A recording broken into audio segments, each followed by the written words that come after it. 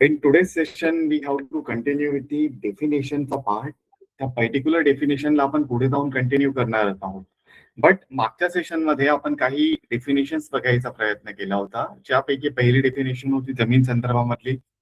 त्यानंतर second situation आपण बघायचा प्रयत्न केला होता, त्या पर्टिक्युलर जमिनीला आपण म्हणत होतो अशा प्रकारची जमीन जिला आपण शेत जमीन म्हणून ओळखू शकत होतो. हा एक पार्ट आपण मागच्या सेशनमध्ये बघायचा प्रयत्न केला होता. मग ह्या सिच्युएशन नंतर आपण जेव्हा पुढे जाण्याचा प्रयत्न केलेला, त्या सिच्युएशन मध्ये बऱ्यापैकी गोष्टी होत्या. त्यापैकी पुढचा पार्ट आपण बघायचा प्रयत्न केला होता, ज्याला आपण म्हणत होतो गावठाण वगैरे. गावठाणच्या संदर्भामध्ये आपण बऱ्यापैकी माहिती घेण्याचा प्रयत्न केला होता मागच्या सेशनमध्ये. त्यानंतर गावठाणचा पार्ट संपल्यानंतर आपण भोगवतदार या पर्टिक्युलर संस्थेला किंवा जी काही संज्ञा असणार आहे त्याला सुरुवात केलेली. मग या भोगवतदारच्या पार्टमध्ये जर आपण बघायचा प्रयत्न केला तर काही गोष्टी आपल्याला लक्षात येणार आहेत आजच्या सेशनमध्ये. मग भोगवतदारच्या डेफिनेशन मध्ये आपण मागच्या सेशन्स मध्ये तरी इम्पॉर्टंट पार्ट बघायचा प्रयत्न केला होता की भोगवतदार म्हणजे काय असणार आहे. तर भोगवतदार म्हणजे असा एखादा व्यक्ती ज्याचा एखाद्या पर्टिक्युलर जमिनीवर हक्क असणार आहे, अधिकार असणार आहे, किंवा असं सांगू शकतो आपण की त्या व्यक्तीकडे त्या पर्टिक्युलर जमिनीचा मालकी हक्क वगैरे आहे. या सगळ्या गोष्टी आपल्याला भोगवतदार या पर्टिक्युलर जी काही संज्ञा आहे त्यामधून बघायला मिळते. या सेम सिच्युएशन मध्ये आपण हे पण बघायचा प्रयत्न केला होता की हा जो भोगवतदार असणार आहे, या सिच्युएशन मध्ये त्या भोगवतदार व्यक्तीकडे कायद्याने दिलेले अधिकार असणारच आहे की त्याचा त्या जमिनीवर मालकी हक्क आहे. त्यासोबतच तो प्रत्यक्ष कब्जा घेणार आहे त्या पर्टिक्युलर जमिनीचा, आणि तो त्या जमिनी संदर्भामधला महसूल असेल, टॅक्स असेल, सरकारला तो पे करण्यासाठी जबाबदार असणार आहे. हा एक पार्ट आपण बघायचा प्रयत्न केला होता. सोबत ह्याच सिच्युएशन मध्ये अजून एक पार्ट आपण बघायचा प्रयत्न केला होता की हा संपूर्ण भोगवतदार व्यक्ती जो काही आहे, ज्याला आपण ऑक्युपंट म्हणू शकू, की जो व्यक्ती त्याचा एखाद्या जमिनीवर ताबा आहे, कब्जा आहे, हा व्यक्ती एकतर कुळ कायद्याच्या अंतर्गत किंवा मग एखाद्या शासनाने त्याला जमिनी दिलेल्या असल्या तरी सुद्धा तो भोगवतदार म्हणून त्या ठिकाणी मानण्यात येऊ शकतो. मग ह्या संपूर्ण सिच्युएशन मध्ये जेव्हा आपण अजून पुढे जाण्याचा प्रयत्न करत होतो, त्या सिच्युएशन मध्ये आपल्याला लक्षात आलेलं की हा संपूर्ण पार्ट आपल्या समोर भोगवतदार सिच्युएशन मधला, ह्यामध्ये दोन वर्ग सहसा पडत असणारे, एकतर भोगवतदार वर्ग 1 आणि भोगवतदार वर्ग 2. मग भोगवतदार म्हणजे काय आहे, असा एखादा व्यक्ती त्याचा प्रत्यक्ष दावा आहे, तो सरकारला महसूल वगैरे देणार आहे, त्याचा मालकी हक्क सुद्धा आहे. हा एवढा एक पार्ट आपण पाहिला. बट त्यामध्ये सुद्धा हे दोन प्रकार का पडतात त्याबद्दल आपल्याला समजून घेणं तेवढंच महत्वाचं असणार. मग ह्या सिच्युएशन मध्ये जेव्हा आपण भोगवतदार वर्ग 1 या संज्ञेला बघायचा प्रयत्न करतो किंवा भोगवतदार वर्ग 2 या संज्ञेला बघायचा प्रयत्न करतो, त्या सिच्युएशन मध्ये आपल्याला काही गोष्टी समजून घेणं महत्वाचं असणार आहे. मग भोगवतदार हा जो काही पार्ट आहे, हा आपल्याला नेमका जे आपला सातबारा वगैरे असतो, जसं की तुमच्या समोर I am not able to download the new वाला फ्रॉम दी वेबसाईट, कारण की माहित नाही त्या वेबसाईटला काय इश्यू आहे. बट हे बघा, आपला हा सातबारा जर आपण बघायचा प्रयत्न केला तर या साईडला तुम्हाला एक भोगवतदार वर्ग 1 दिसत असेल. I am just zoom it again, म्हणजे तुम्हाला तो एक पार्ट लक्षात येईल. जसं की हा भोगवतदार वर्ग 1 हा पार्ट आपल्याला बघायला मिळते. त्यानंतर अजून एका वेगळ्या सातबाऱ्यामध्ये आपल्याला हा भोगवतदार वर्ग 2 हा पार्ट बघायला मिळत आहे. मग हा संपूर्ण सिनारिओ वर्ग 1 असू शकेल किंवा मग वर्ग 2 असू शकेल. या दोन्ही सिच्युएशनला जर आपण व्यवस्थितपणे एक्सप्लेन करायचा प्रयत्न केला तर तो असा असणार आहे की भोगवतदार वर्ग 1 म्हणजे काय आहे की बाबा अशा प्रकारचा व्यक्ती हा आहे ज्याच्याकडे एकतर जुन्या शर्तीची किंवा खालसा झालेली जमीन जी काही असणार आहे, तो एक पार्ट त्याच्याकडे असू शकतो, ती एक जमीन त्याच्याकडे असू शकते. मग खालसा झालेली जमीन किंवा मग जुन्या शर्तीची जमीन, ह्याचा अर्थ काय असतो हे आपल्याला समजून घेणं महत्वाचं आहे. त्यासोबत पुढचा पार्ट त्यामध्ये येतो की बाबा या व्यक्तीचा मालकी हक्क जो काही आहे तो निर्विवाद असतो या जमिनीवर, आणि या व्यक्तीला तशा जमिनी संदर्भामधला हस्तांतरण करण्यासाठी, त्या जमिनीचं देवाणघेवाण करण्यासाठी, विक्री करण्यासाठी कोणत्याही अशा अन्य परमिशनची गरज लागत नाही. म्हणजे कलेक्टरची परमिशन असेल किंवा गव्हर्नमेंटची परमिशन असेल, ह्याची परमिशन वगैरे लागत नाही. म्हणजे इन जनरल पार्ट मध्ये हा आपल्याला 7-12 उतार्यावर हा जो भोगवटदार वर्ग 1 दिसत असणार आहे, यामध्ये एवढे सर्व जे काही व्यक्ती आहेत, ठीक आहे, हे सर्व व्यक्ती हे भोगवटदार वर्ग 1च्या श्रेणीमध्ये येतात. मग हे जेवढेही व्यक्ती असणार आहेत, जे ऑक्युपंट आहेत, त्यांचा प्रत्यक्ष कब्जा आहे त्या पर्टिक्युलर प्रॉपर्टीवर, ह्या व्यक्तींना अधिकार कोणते प्राप्त आहेत? एकतर हे मालकी हक्क त्यांचा आहे, ते टॅक्स पे करू शकतील, महसूल पे करू शकतील या संदर्भामधला, आणि सोबतच या संदर्भामध्ये ते त्या जमिनीचा व्यवहार प्रत्यक्षपणे करू शकतील without any private permission from the collector or the government. मग हा एक पर्टिक्युलर पार्ट या ठिकाणी आपल्याला बघायला मिळतो. पण एवढं समजून चालणार आहे का आपल्याला? तर या संपूर्ण सिच्युएशन मध्ये अजून काही गोष्टी असतात, त्या समजून घेणं महत्वाचं आहे. जसं की हा जो काही पार्ट आहे डेफिनेशनचा, या डेफिनेशनचा पार्ट मध्ये आपल्याला बघायला मिळतं की भोगवटदार वर्ग एक म्हणजे काय आहे, तर जुन्या शर्तींची किंवा खालसा जमीन. मग जुन्या शर्तीची किंवा खालसा जमीन या संदर्भात सुद्धा आपल्याला माहिती मिळणं गरजेचं आहे. तर जुन्या शर्तीची जमीन म्हणजे काय आहे, की बाबा अशा प्रकारची जमीन पर्टिक्युलरली ज्या जमीन पूर्वीपासूनच कोणत्याही त्यावर विशेष निर्बंध वगैरे लागू नव्हते. हा एक पर्टिक्युलर पार्ट आपल्याला बघायला मिळतो. म्हणजे अशा प्रकारचा जमीन ज्या भरपूर वर्षांपासून एक व्यक्ती करत असेल, त्याच्यानंतर दुसऱ्या त्याच्या पिढीकडे ट्रान्सफर झाली, त्याच्यानंतर त्याचा नातूंकडे ट्रान्सफर झाली, अशा प्रकारे ती चालत असेल जमीन किंवा जो काही व्यवहार आहे त्या जमिनीचा, आणि त्यावर कोणताही असा निर्बंध नव्हता. म्हणजे भोगवटदार वर्गामधला पहिला शर्त असणारे जुन्या शर्तीचे अर्थ असा होतो की अशा जमीन त्या भरपूर काळापासून एका कुटुंबामध्ये असू शकतील, किंवा त्यावर जे काही व्यक्ती प्रत्यक्ष ताबा मिळवला आहे त्या व्यक्तींनी, त्या व्यक्तींना अशा कोणत्याही अटी वगैरे किंवा निर्बंध पास्ट मध्ये नव्हते, किंवा इतिहासामध्ये असा कोणताही निर्बंध नव्हता.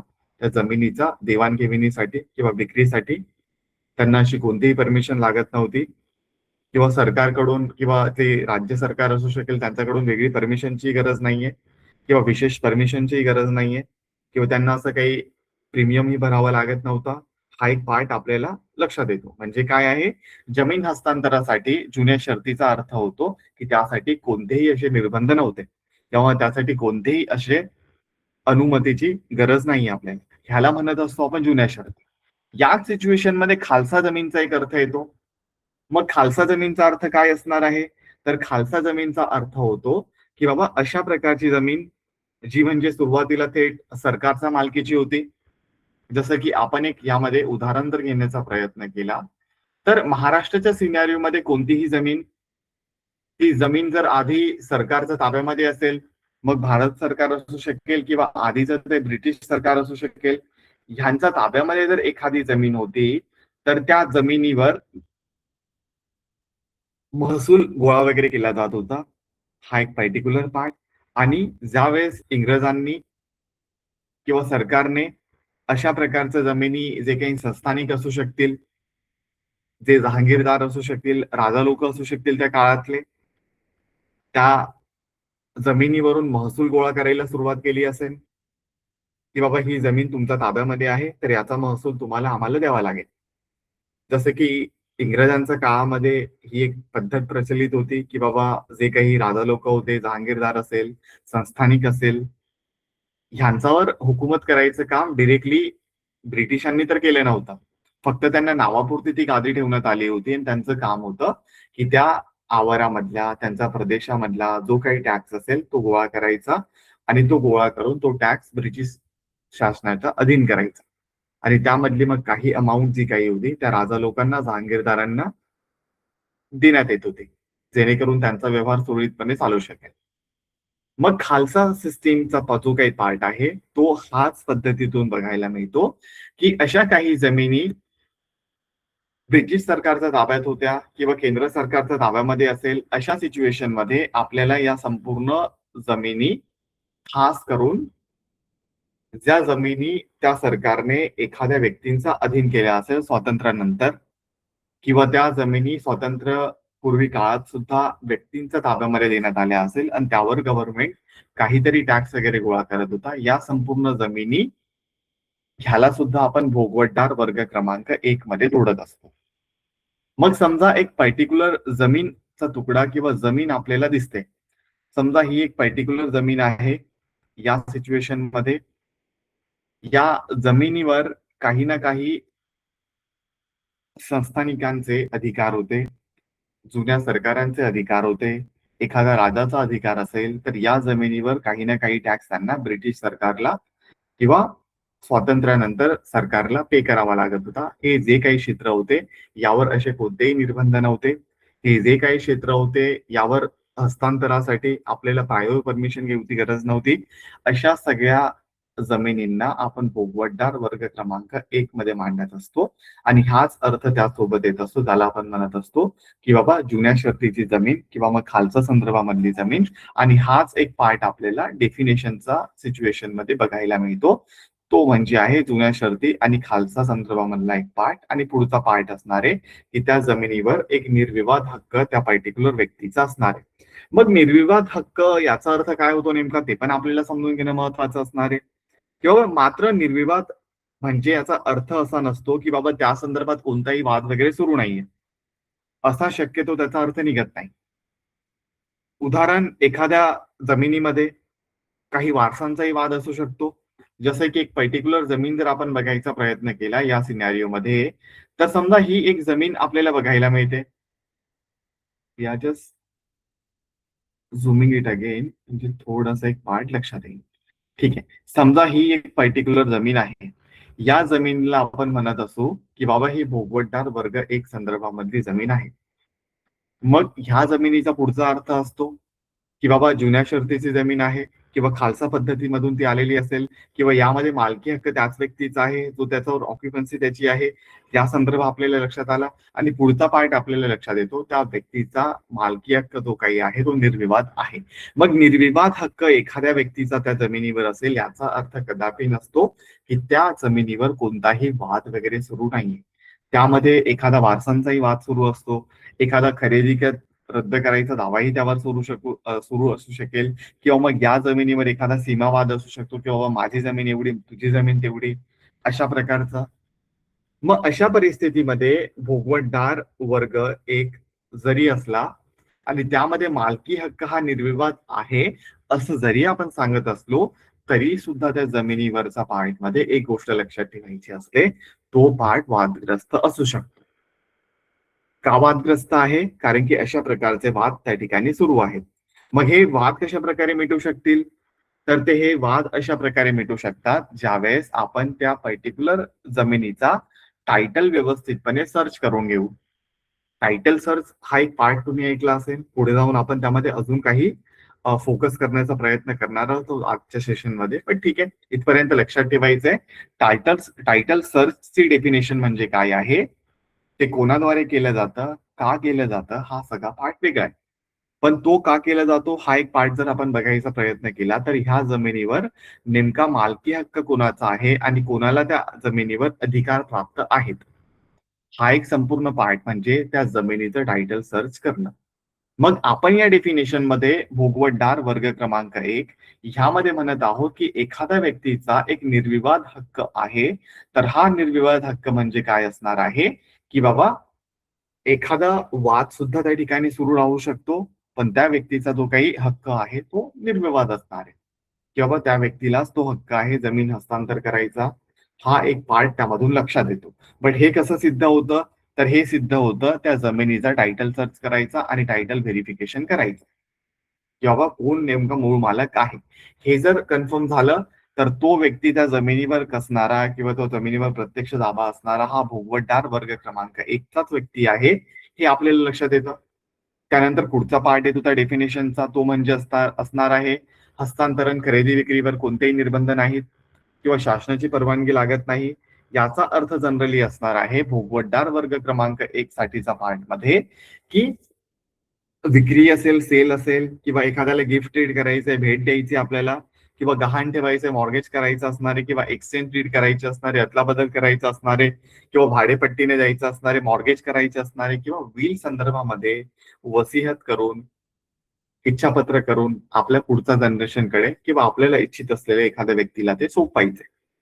ह्यासाठी सामान्यतः हा जो काही पार्ट आहे ज्याला आपण म्हणत आहोत हस्तांतरणासाठी कोणताही असा निर्बंध नाहीये, हा तो अर्थ त्या ठिकाणी क्लिअर होतो भोगवटदार वर्ग क्रमांक 1 साठी. मग ह्या पर्टिक्युलर सिच्युएशनसाठी ना जिल्हाधिकाऱ्यांची मदत लागणार आहे, ना तहसीलदारांची आपल्याला मदत घ्यायची आहे, ना आपल्याला शासनाची पूर्वसंमती घ्यायची आहे. आपण डिरेक्टली त्या ठिकाणी संपूर्ण पाठ करू शकतो. म्हणजे प्रत्यक्षामध्ये या सिच्युएशन मध्ये या व्यक्तीचा हक्क आहे हे त्या ठिकाणी सिद्ध होतं. पण बऱ्याच साऱ्या केसेसमध्ये आपल्याला हेही बघायला मिळतं, भोगवटदार वर्ग क्रमांक 1 ह्यांचाही बऱ्यापैकी केसेस चालत असतात कोर्टमध्ये. मग ह्या सिच्युएशन मध्ये काही निर्बंध आपल्याला बघायला मिळतात, काही ते एक्सक्लुजन वाला पार्ट आपण सांगू शकतो की बाबा एक्सपेक्टेड पार्ट जर असेल तर यामध्ये काही निर्बंध बघायचा प्रयत्न केला तर समजा ही जमीन आहे, ठीक आहे, भोगवटदार क्रमांक 1 किंवा वर्ग 1 ही एक पर्टिक्युलर जमीन आहे. या जमिनीला आपण म्हणत असलो हे भोगवटदार वर्ग 1 ही जमीन आहे. पण तरी सुद्धा या जमिनीवर जर मला विकायचं असलं तर काही निर्बंध आहेत का? डेफिनेशन नुसार काय वाटतं आपल्याला? तर डेफिनेशन नुसार आपल्याला लक्षात येतं की या जमिनीवर कोणताही निर्बंध नाहीये. हा व्यक्ती कधीही ती जमीन विकू शकतो. पण अजून एक गोष्ट लक्षात ठेवायची, जेव्हा आपण टायटल सर्च करू, तो टायटल सर्च करणं कोणत्याही सिच्युएशन मध्ये गरजेचं असतं. जेव्हा आपण खरेदी विक्री करू, एखादं देवाणघेवाण करू त्या जमिनीचं, मग ऍज अ ऍडव्होकेट म्हणून असू शकेल, ऍज अ एजंट म्हणून असू शकेल, आपण जर एखाद्या खरेदी विक्रीच्या व्यवसायामध्ये असलो, बांधकामाच्या व्यवसायामध्ये असलो, तर एक गोष्ट लक्षात ठेवायची, भलेही त्या जमिनीला भोगवटदार वर्ग क्रमांक 1 ही संज्ञा मिळालेली असली तरी सुद्धा काही अशा सिच्युएशन येतात त्यामध्ये आपण ती जमीन डिरेक्टली हस्तांतरित करू शकत नाही. त्यापैकी पहिला पार्ट असणार आहे की बाबा बँकेचं कर्ज असणं. जसं की तुम्हाला हा ड्राफ्ट तर तेवढा काही खास नाहीये बिकॉज ती वेबसाईट चालत नाहीये, बट तुम्हाला थोडासा जर पार्ट बघायला मिळाला ना तर या ठिकाणी हा माझा कर्सर दिसत आहे तुम्हाला, कुळाचे नाव, हा एक पर्टिक्युलर पार्ट तुम्हाला दिसत असेल, इतर अधिकार वगैरे, या ठिकाणी ना तुम्हाला एक पर्टिक्युलर कर्ज दिसतं किंवा या ठिकाणी 30,000 रुपयाचं कर्ज जर तुम्हाला दिसत असेल तर इट वुड बी बेटर. दिसत आहे सर्वांना? हे बघा इथे एक छोटंसं थांबा, मी थोडंसं झूम करतो म्हणजे तुम्हाला अजून लक्षात येईल. ठीक आहे, आता थोडासा पार्ट लक्षात येत असेल. अच्छा जास्त हे झालंय का? ओके, हे बघा तुम्हाला आता वाचता येत असेल या संपूर्ण पार्टला की बाबा हे 30,000 रुपयाचं कर्ज वगैरे आपल्याला दिसत आहे ना. हा 30,000चा कर्ज आपल्याला दिसला.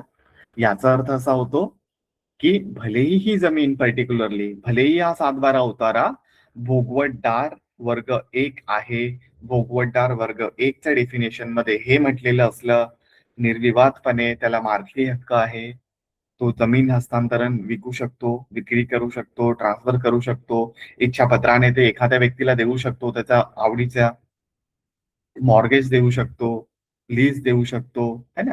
हा सगळा पार्ट आपण पाहिला. पण तरी सुद्धा काही निर्बंधापैकी हा पहिला निर्बंध म्हणजे त्या जमिनीवर जर एखादं कर्ज असलं तर तो ते करू शकत नाही, भलेही तो भोगवटदार वर्ग 1 असला तरी सुद्धा. ऑक्युपंट नंबर 1 हा पार्ट मध्ये तो येत असला, मोडत असला, तरी सुद्धा तो या जमिनीचं हस्तांतरण डिरेक्टली करू शकत नाही. किंवा मग जो व्यक्ती करत असेल, म्हणजे समजा ही जमीन भोगवटदार वर्ग 1, जसं की हा एक पर्टिक्युलर व्यक्ती, ठीक आहे, जुबेर खा सालार खा, ठीक आहे, हा नावाचा व्यक्ती, जुबेर खा सालार खा हा नावाचा व्यक्ती, ह्याचा हा भोगवटदार वर्ग 1 पैकी 660 610 क्रमांकाचा जो काही खाते क्रमांक आहे ह्याचं हे मूळ मालक आहे समजा, किंवा यांच्या ताब्यामध्ये प्रॉपर्टी आहे समजा, हे जमीन त्यांच्या ताब्यात आहे, हे आपल्याला लक्षात येते. मग जर ही जमीन ह्या व्यक्तीला विकायची असली आणि ही जमीन जर तुम्हाला घ्यायची असली तर तुम्हाला काही चेक करायचं आहे टायटल व्हेरिफिकेशनच्या पार्ट मध्ये, किंवा जर तुम्ही टायटल सर्च करणारे ऍडव्होकेट असाल, एखाद्या जमिनीचा मूळ मालक कोण आहे हे सर्च करणारे जर तुम्ही ऍडव्होकेट असाल, तर तुम्हाला चेक करायचा असतो हा एक पहिला पार्ट, ज्याला आपण म्हणत असतो की त्या 7/12वर कोणाचं कर्ज तर नाहीये, एखाद्या बँकेचं कर्ज तर नाहीये. मग हा एक पहिला पार्ट म्हणजे जर या ठिकाणी कर्ज असलं तर त्या ठिकाणी निर्बंध असतात की त्या जमिनीचं हस्तांतरण होऊ शकत नाही जोपर्यंत या कर्जाचे पूर्ण फेड वगैरे होत नाही. किंवा मग तुम्ही लोन जरी घ्यायला जाणार तर यावर जर काही कर्ज दिसत असलं तरी सुद्धा तुम्हाला नवीन लोन वगैरे मिळत नाही. मग सहसा काही केसेस असतात जसं की इलेक्शनच्या आधी भरपूर सारे इलेक्शन मध्ये पॉलिटिकल पार्टी सांगत असतात की बाबा आमचं सरकार आल्यानंतर आम्ही कर्जमाफी वगैरे करू, सरसकट कर्जमाफी करू, अशा प्रकारचे आश्वासन वगैरे वचन वगैरे देत असतात जनतेला. आणि त्या भूल थापांना पडून बरेच सारे लोक सरकारला निवडून देण्यासाठी मतदान वगैरे करतात. आणि मतदान करून ते सरकार निवडून आल्यानंतर काही दिवसांनी ते जेव्हा बँकमध्ये जातात, त्यांना बँकमध्ये गेल्यानंतर कर्जाची गरज असते. त्यानंतर बँकद्वारे सांगण्यात येतं की बाबा अमुक अमुक वकिलांकडे जा आणि टायटल सर्च करून आणा. टायटल क्लिअर असलं पाहिजे. मग टायटल सर्च करण्यासाठी ते व्यावसायिक किंवा ते शेतकरी जेव्हा जातील, त्यावेळेस ते वकील साहेब हा सगळा पार्ट पाहतात. त्यापैकी पहिला पार्ट म्हणजे भोगवटदार वर्ग 1 आहेत का? त्यानंतर इम्पॉर्टंट पार्ट म्हणजे काही निर्बंध तर नाहीये. तो एक पार्ट चेक करण्यात येईल. काही वाद तर नाहीये, यावर काही केसेस तर चालू नाहीये, हा पण एक पार्ट असतो. आणि त्यापैकी हा एक इम्पॉर्टंट पार्ट म्हणजे त्यावर त्या जमिनीवर काही जुनं कर्ज तर नाही. जर हे जुनं कर्ज असलं तर त्या टायटल व्हेरिफिकेशन मध्ये हे सांगण्यात येतं बँकेला त्या वकिलांद्वारे की या अमुक अमुक सातबाऱ्यावर अमुक अमुक एवढं कर्ज आहे, त्यामुळे यांना कर्ज नको द्यायला किंवा देण्यात येऊ नये. किंवा मग त्यांना फक्त एवढं सांगायचं असतं की बाबा या जमिनीवर अमुक अमुक कर्ज आधीच आहे. मग ते बँक ठरवेल त्यांना द्यायचं आहे कर्ज की नाही द्यायचं आहे. मग हा एक पार्ट असतो. या व्यतिरिक्त पुढचा पार्ट यामध्ये येतो की बाबा या संपूर्ण सातबाऱ्यावर जर एखादी जमीन त्या संबंधित वाद सुरू असले तर त्या सिच्युएशन मध्ये सुद्धा आपण या जमिनीचं हस्तांतरण खरेदी विक्री वगैरे करू शकत नाही. हा एक पार्ट लक्षात ठेवायचा आहे. त्यानंतर पुढचा एक पार्ट येतो की बाबा तुमची जमीन, समजा ही एक तुमची जमीन आहे. ही जमीन तुम्हाला हा रस्ता वगैरे दिसत असेल, ठीक आहे. Allow me a second. Okay. हा एक पर्टिक्युलर जमिनीचा तुकडा तुम्हाला दिसत आहे आणि एक रस्ता जाताना दिसतो किंवा या ठिकाणाहून एक रस्ता वगैरे जाताना दिसत आहे. आणि तुमची जमीन अशी नेमकी याच ठिकाणी आहे किंवा या ठिकाणी अशी रस्त्याला लागतच आहे. मग अशा सिच्युएशन मध्ये समजा ती जमीन जर सरकारने हस्तांतरण करण्यासाठी दिशानिर्देश दिले असेल, सरकारने म्हटलंय की बाबा हा जो काही रस्ता आहे हा डबल होणार आहे किंवा 4 पदरी हा रस्ता होणार आहे, हा नॅशनल हायवे म्हणून घोषित करण्यात आलाय आणि तुमची जमीन नेमकी या ठिकाणची आहे. मग अशा सिच्युएशन मध्ये सुद्धा तुम्ही ती जमीन असं विकू शकत नाही. हा पण एक पार्ट लक्षात ठेवायचा आहे. त्यावर सुद्धा निर्बंध असतात. भले तुम्ही भोगवटदार वर्ग क्रमांक 1 मध्ये मोडत असाल तरी सुद्धा. त्यामध्ये अजून एक पुढचा पार्ट येतो की बाबा ही जी काही जमीन आहे, या जमिनीवर एखादा कुळ संदर्भामधला पार्ट असला, जसं की हा एक पर्टिक्युलर 7-12 आपण बघायचा प्रयत्न केला, तर या सिच्युएशन मध्ये कुळ, खंड आणि इतर अधिकार याबद्दलचा हा एक पर्टिक्युलर कॉलम असतो. मग जेव्हाही अशा पर्टिक्युलर कॉलम मध्ये आपण बघायचा प्रयत्न करतो की बाबा भोगवटदार वर्ग क्रमांक 1 असला आणि या ठिकाणी या पर्टिक्युलर कॉलम मध्ये जो की आपल्या समोर आहे कुळ, खंड आणि इतर अधिकारी या संबंधित या ठिकाणी काही नोंदी असतात. त्यापैकी जर एखादी नोंद कुळ संदर्भामधली असली तर त्या सिच्युएशन मध्ये सुद्धा भलेही तुम्ही भोगवटदार वर्ग क्रमांक 1 असाल, तुमची जमीन या ठिकाणी आहे, तुमच्या जमिनीमध्ये तुमचा मूळ मालक म्हणून अधिकार आहे, तुम्हाला प्रत्यक्ष ताबा आहे, तुम्ही सरकारचं विना परमिशन घेऊन किंवा कलेक्टरची परमिशन न घेऊन सुद्धा ती जमीन विकू शकाल, हे अधिकार आहेत. तरी सुद्धा जर त्या जमिनीवर कुळ संदर्भामधला जर एक पार्ट उल्लेख असला तर ती जमीन तुम्ही डिरेक्टली विकू शकत नाही कुणालाही. मग हा पण एक पार्ट असतो, ते सुद्धा एक निर्बंधाच्या पार्ट मध्ये येतात.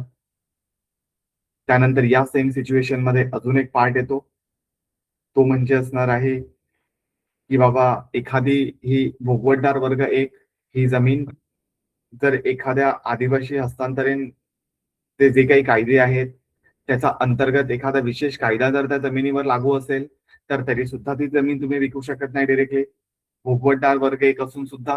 मग हा पण एक पार्ट लक्षात ठेवायचा आहे. त्यानंतर अजून एक पार्ट येतो, तो म्हणजे असणार आहे ही जमीन जर सिलिंग किंवा फ्रॅगमेंटेशन या कायद्याच्या अंतर्गत जर काही निर्बंध तुमच्यावर लावलेले असले तरी सुद्धा भोगवतदार वर्ग 1 ही जमीन असली तरी सुद्धा तुम्ही ती जमीन विकू शकत नाही. मग प्रश्न या ठिकाणी आपल्याला येतो की भोगवतदार वर्ग 1 तर आपल्याला डेफिनेशन लक्षात आली की बाबा ही डेफिनेशन म्हणजे काय आहे की बाबा असा एखादा जमिनीचा तुकडा, ठीक आहे, ती शेत जमीन, त्यावर तुम्ही काहीतरी पीक घेत होता, त्यावर तुम्ही काहीतरी शेती संबंधित व्यवसाय करत होता, तो शेतीवर आधारित आहे. हा एक संपूर्ण पार्ट डेफिनेशन आपल्याला शेत जमिनीच्या संदर्भात लक्षात आले. त्यामध्ये मग पीक घ्या, फळबागा घ्या, जे काही घ्यायचं ते घेऊ शकता तुम्ही. या सेम सिच्युएशन मध्ये आपण बघायचा प्रयत्न केला पुढचा सिनॅरिओ मध्ये की या जमिनीवर, शेत जमिनीवर दोन प्रकारचे लोक ताबा लावून असतात, तेव्हा त्यांचा प्रत्यक्ष ताबा असतो. तो म्हणजे भोगवतदार क्रमांक 1, भोगवतदार क्रमांक 2. त्यापैकी भोगवतदार क्रमांक 1च्या पार्टमध्ये आपण बघायचा प्रयत्न करत आहोत की प्रत्यक्ष ताबा आहे. ठीक आहे, तेवढा पार्ट लक्षात आला. जुन्या शर्तीची आहे तो पण पार्ट लक्षात आला. खालसा आहे तो पण पार्ट लक्षात आला. निर्विवाद मालकी आहे तो पण एक पार्ट लक्षात आला. हस्तांतरासंदर्भात निर्बंध नाहीये तो पण एक पार्ट लक्षात आला. पण पुढच्या पार्ट मध्ये आपण पाहिलं की बाबा थोडे निर्बंध असू शकतात. व्याज कर्ज असेल तर, एखादा भूसंपादनामध्ये एखाद्या गव्हर्नमेंटला ही जमीन हवी आहे रस्त्याचं चारपदरी करण्यासाठी किंवा एखाद्या गव्हर्नमेंट प्रकल्पासाठी, त्यावेळेस तुम्ही विकू शकत नाही. आणि पुढचा पार्ट आपल्या समोर बघायला मिळते तो म्हणजे आदिवासी संदर्भात जमीन असेल त्यावेळेस विकू शकत नाही. आणि त्याचा पुढचा पार्ट आपल्याला लक्षात येत आहे कुळ कायदा, किंवा मग ज्याला आपण म्हणत आहोत की बाबा या संपूर्ण जमिनीमध्ये जर त्या जमिनी सिलिंग संदर्भात येत असेल, त्या जमीन फ्रॅगमेंटेशन कायद्याचे त्यावर निर्बंध असेल तर या सिच्युएशन मध्ये विकू शकत नाही. आणि या सिच्युएशन मध्ये जेव्हा आपण कोळचा पार्ट बघायला प्रयत्न करतो त्यावेळेस काही गोष्टी आपल्याला लक्षात येतात. किंवा एखाद्या जमिनीवर कोळ म्हणजे काय असतं नेमकं ते समजून घेणं आपल्याला महत्वाचं असणार आहे.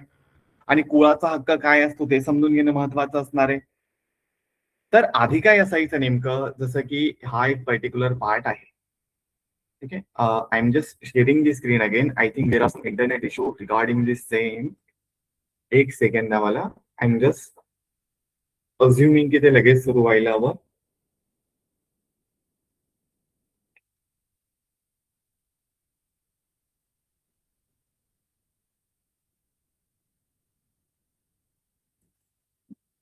ओके, बघा आधी काय असायचं जनरली की बाबा भरपूर सारे लोक असायचे. लोकांना एकंदरीतपणे व्यवस्थितपणे त्यांचा कारभार चालावा त्यासाठी त्या लोकांवर राज्य करणारा एखादा राज्यकर्ता असायचा, राजा वगैरे असायचा. किंवा मग त्या गावामध्ये असलेले जे वेगळे वेगळे व्यक्ती, त्यांच्याकडे भरपूर सारा पैसा आहे असे व्यक्ती असायचे. मग हे व्यक्ती काय करायचे की बाबा पैसे असं धनाढ्य व्यक्ती आहे, जसं की अंबानी आहे सध्याच्या सिच्युएशन मध्ये. त्यांना समजा शेती करायची असली तर ते मुंबईमध्ये उठून एखाद्या ठिकाणी तर शेती करायला जाणार नाहीये की बाबा सकाळमध्ये उठले त्यांनी, त्यांच्या पत्नीने टिफिन वगैरे रेडी करून दिला, भाकरी वगैरे त्यांनी बांधली, कांदा वगैरे थोडंसं ठेवला असेल आणि ते गेले शेती करायला, असं तर काही होणार नाहीये. मग अशा सिच्युएशन मध्ये हे जे काही व्यक्ती असतात हे काय करायचे जनरली की बाबा आपल्या गावामध्ये किंवा असा एखादा व्यक्ती तो शेतीमध्ये थोडीशी आवड आहे किंवा ते आधीपासूनच शेती करत आहेत, अशा व्यक्तींची ती मदत घ्यायची. आणि तशी मदत घेतल्यानंतर ते व्यक्ती त्या ज्या व्यक्तींना ती शेती वगैरे येत असेल करायला, मशागत करायला येत असेल, पिकं वगैरे घेता येत असेल, त्या व्यक्तींच्या मदतीने ते त्या शेत जमिनीला कसायचा प्रयत्न करायचे. आणि त्या जमिनीला मग ते थोडस गहाण वगैरे द्यायचे किंवा मग काही पैशाच्या संदर्भामध्ये देत असेल. जसे की एक जमीन आपल्याला दिसत आहे, एक जमिनीचा तुकडा आपल्याला दिसत आहे. मग समजा असा एक पार्ट झाला की बाबा या गावामध्ये एक पर्टिक्युलर व्यक्ती वगैरे राहत होता. तो गावाचा सरपंच वगैरे असेल किंवा प्रमुख वगैरे असेल. आणि या गावामधून त्या व्यक्तीची शेती या ठिकाणी होती गावाच्या बाहेर.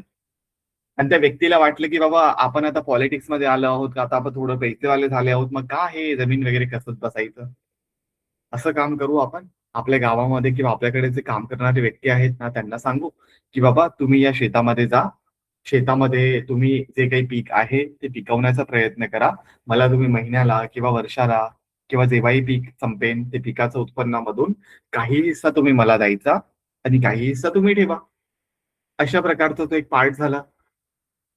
त्यानंतर हे जे काही एक्झाम्पल आपण बघायचा प्रयत्न करत आहोत.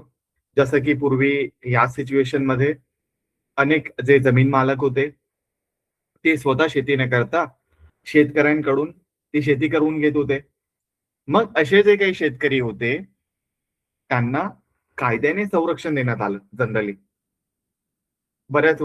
वर्षापासून ते शेती करत होते. तो मूळ मालक तर येतच नव्हता. बऱ्याच साऱ्या जमिनीच्या मूळ मालकांना किंवा त्यांच्या वडिलांना किंवा त्यांचा जे पुढचं जनरेशन होतं, मुलांना, नातूंना, पणतूंना माहीतच नव्हतं, की त्यांच्या आजोबांनी अमुक-अमुक जमीन कुठेतरी दिली होती. कारण की त्यावेळेस एवढा कागदोपत्री व्यवहार नव्हता व्हायचा आणि ते सांभाळूनही कोणी ठेवत नव्हतं. तेवढं अवेअरनेसही नव्हती आणि आजोबा गेल्यानंतर त्यांचा त्या रडगाण्यामध्येच त्यांना वेळ नसेल. त्यामुळे ते पुढचं जनरेशनमध्ये ट्रान्सफरच नसेल होत. मग हा व्यक्ती या ठिकाणी जर ती जमीन कसत होता, तर सरकारने काय केलंय? त्यांना काही अधिकार दिले त्यांचं संरक्षण करण्यासाठी. मग ते अधिकार म्हणजे काय असणार आहे, की बाबा ही जमीन भलेही त्या जमिनीचा मूळ मालक हा व्यक्ती नाहीये, जो या ठिकाणी राहून त्या जमिनीला कसत आहे. पण तरी सुद्धा कुळाचा हक्क कसा निर्माण होतो, तो म्हणजे हा व्यक्ती जर बऱ्याच वर्षांपासून ती जमीन कसत होता आणि ही जमीन एका वेगळ्या मूल मालकाची असेल, तो भोगवटदार वर्ग क्रमांक 1 असला, तरी सुद्धा त्या जमिनीवर एक पार्ट लक्षात येतो किंवा त्या जमिनीवर एक अधिकार निर्माण झाला, की जो व्यक्ती त्या जमिनीला कसत होता, मशागत करत होता, शेती करत होता, पिकं घेत होता, फळबागा घेत होता, या व्यक्तीला आपण अधिकार देतो, की बाबा कसेल त्याची जमीन या अधिकारांच्या अंतर्गत हा एक पर्टिक्युलर पार्ट म्हणजे त्या व्यक्तीचा या ठिकाणी कुळ वगैरे निर्माण होतो. कुळ वगैरे म्हणजे असं काही सरनेम वगैरे नसतं. बऱ्याच वेळेस कन्फ्युजन असतं, की बाबा कुळ म्हणजे काय ते सरनेम. तसं सरनेम वगैरे म्हणजे कुळ तसा कुळ नाहीये. कुळ म्हणजे काय आहे? एक व्यक्ती बऱ्याच दिवसापासून ती जमीन कसत होता. त्याचा मूळ मालक कुणीतरी वेगळाच आहे. त्यामुळे या जमिनीवर तो व्यक्ती भरपूर वर्षांपासून कसत होता. त्यामुळे त्याला दुसरीकडे वेगळं काम करायची आवश्यकता नव्हती आणि त्याने आता करू नये. त्याचं वय वगैरे झालंय आणि भरपूर वर्षापासून तो करत होता. त्यामुळे सरकारलाही थोडासा फायदा व्हायला पाहिजे त्या जमिनीमधून.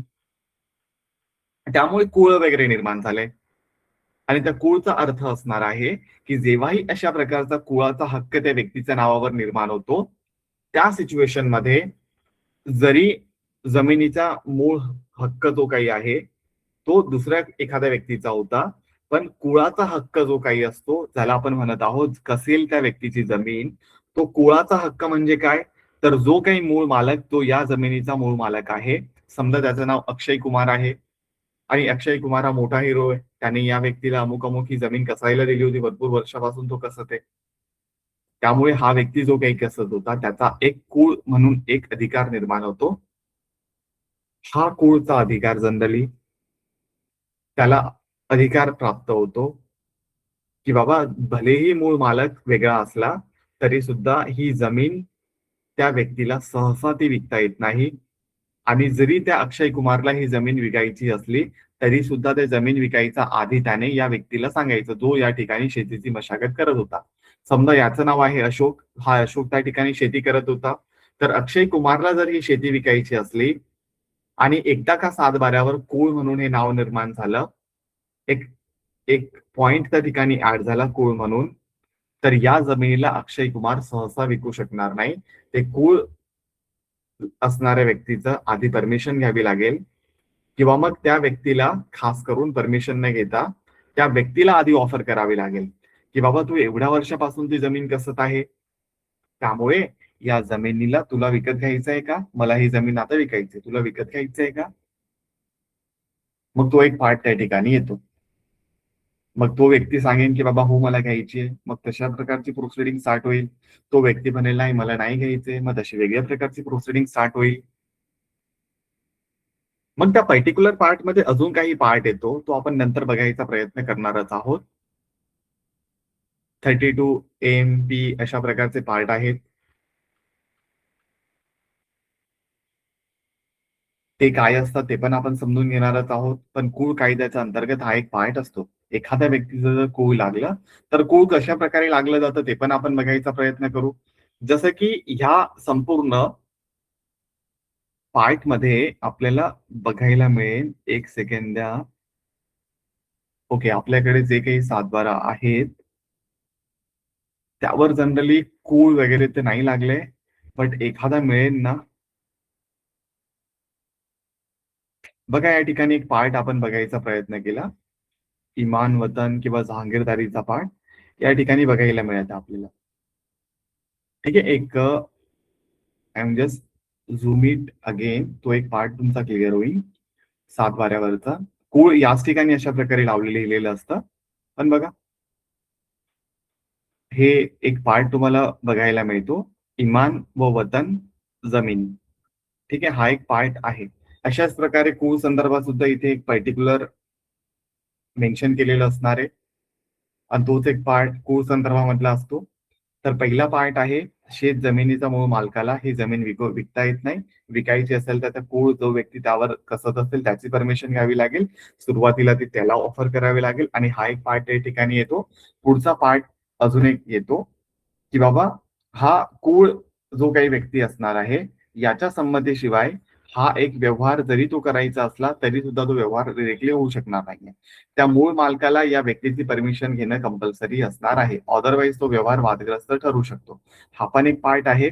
आणि काही प्रकरणांमध्ये, काही सिच्युएशन मध्ये आपल्याला हे पण लक्षात येतं की हे जे काही व्यक्ती आहेत मूळ, हे स्वतःच मूळ मालक बनले, कारण की त्यांचा मूळ मालक त्यांचा येणाऱ्या जनरेशनला काही माहीतच नव्हता. तो एक पार्ट त्या ठिकाणी बघायला मिळतो. Many more things are there.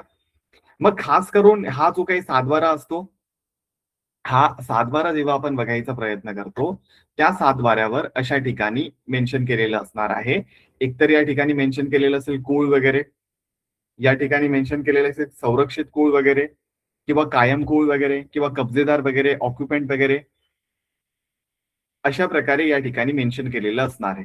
मग ते मेन्शन जे काही केलेलं असलं तेव्हा टायटल सर्च ज्यावेळेस होईल ते चेक केलं जातं वकिलांद्वारे. मग हा पण एक पार्ट आपल्याला बघायला मिळतो. जसं की समजा अक्षय नावाच्या व्यक्तीबद्दल आपण जे काही उदाहरण घेत आहोत, या पर्टिक्युलर उदाहरणामध्ये या व्यक्तीने अशोक नावाच्या व्यक्तीला ती जमीन कसण्यासाठी दिली, किंवा ती जमीन एक समजा 10 एकरचा एक पर्टिक्युलर तुकडा होता जमिनीचा. या 10 एकरचा जमिनीचा तुकडा अशोक नावाच्या व्यक्तीला अक्षय कुमार या नावाच्या व्यक्तीने दिलाय कसा येईल. मग 30 वर्षापासून तो जमीन कसं ते समजा, 60 वर्षापासून तो जमीन कसं ते समजा. मग ह्या सिच्युएशन मध्ये जो काही कायदा असणार आहे, कसेल त्याची जमीन, या संपूर्ण कायद्याअंतर्गत त्या व्यक्तीला एक संरक्षण प्राप्त होतं. आणि भलेही अक्षय कुमार या जमिनीचा मूळ मालक असला तरी सुद्धा तो अशोक नावाचा व्यक्तीच्या परमिशन शिवाय त्या जमिनीला विकू शकत नाही. आणि या जमिनीवर समजा तो अशोक नावाचा व्यक्ती भलेही मेला असेल, त्याची डेथ झाली आहे, त्यानंतर तो कुळचा अधिकार त्याच्या येणाऱ्या जनरेशन पर्यंत जाईल. त्याच्या मुलांकडे हस्तांतरित होईल, मुलीकडे हस्तांतरित होईल, त्यानंतर त्याच्या नातवांकडे जाईल, नातवांकडून अजून पुढच्या जनरेशनकडे जाईल. अशा प्रकारे ते कुळ पुढे पुढे सरकत जाणार आहे, भलेही मूळ मालक वेगळा आहे तरी सुद्धा. मग तो पण एक पार्ट त्या ठिकाणी लक्षात ठेवायचा असणार आहे, जो तुम्हाला समजून घेणं महत्वाचं असतं या संपूर्ण पार्टमध्ये. याच सिच्युएशन मध्ये हे लक्षात येतं आपल्याला, कुळ हक्क म्हणजे काय आहे, की जबाबा जमिनीवर शेती करणाऱ्या व्यक्तीचं कायदेशीर संरक्षण वगैरे त्याला मिळत आहे. हा एक पर्टिक्युलर पार्ट आहे लक्षात.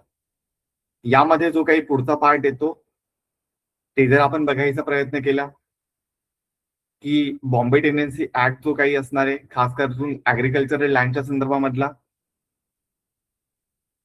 याचा अंतर्गत खास करून हे जे जमिनीचा कूळ जो काही होता तो निर्माण झालाय. या सिच्युएशन मध्ये आपल्याला हे पण बघायला मिळतं की 1 एप्रिल 1957चा जो काही पार्ट आहे, will again cross check this particular date. 1 एप्रिल 1957 हा एक महत्वाचा दिवस म्हणून मानला जातो. जर त्या दिवशी एखादा व्यक्ती प्रत्यक्ष जमीन कसत असेल तर काही परिस्थितीमध्ये त्या व्यक्तीला ते जमीन खरेदी करायचा अधिकार मिळाला, त्याला त्या जमिनीवर कूळ संदर्भामधला अधिकार मिळाला. मग हा एक पार्ट बघायला मिळतो आपल्याला.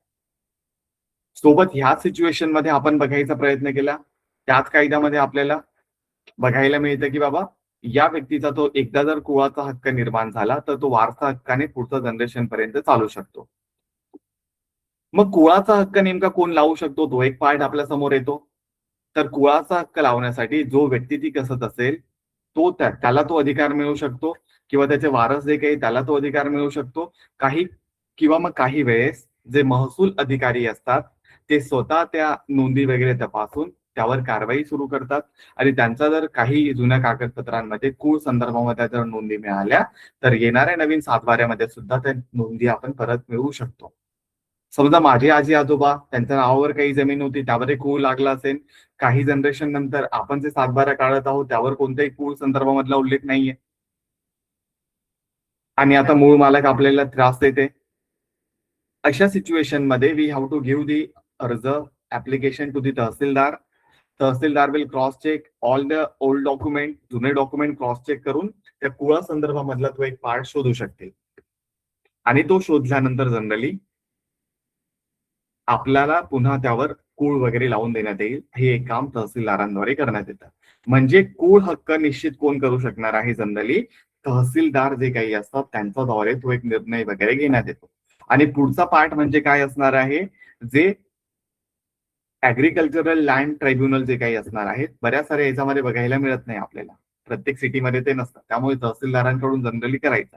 पण तुमच्या एरियामध्ये ऍग्रिकल्चरल लँड ट्रायब्युनल जर काही असलं तर ते तुम्ही तिथे पाहू शकाल. अदरवाईज तहसीलदारांकडून ते काम करून घ्यायचं. आणि ह्या जमिनीवर जर मला माझा हक्क लावायचा असेल आज कोळ म्हणून, तर यासाठी मला जुने सातबारा उतारे जे काही असणार आहे ते लागेल. पिकाचं नोंदणी त्या काही असेल ते लागू शकतील. या पिकाचं आपण काही भाडं वगैरे देत होतो का, पैसे वगैरे देत होतो का मूळ मालकाला, त्यामधला काही हिस्सा वगैरे देत होतो का त्या मूळ मालकाला, ह्याच्या पावत्या लागतील. काही साक्षीदार असले तर साक्षीदार लागतील. जर तुम्ही या जमिनीच्या संदर्भामधला काही महसूल जमा केला असेल तर तो महसूल तुम्हाला त्या ठिकाणी द्यावा लागेल. त्या संदर्भामध्ये ते महसूल दिल्यानंतर त्याच्या ज्या काही नोंदी असेल त्या नोंदी तुम्ही वापरू शकता कूळ निर्माण करण्यासाठी, कुळा संदर्भात क्लेम करण्यासाठी. हा पण एक पार्ट लक्षात ठेवायचा आहे.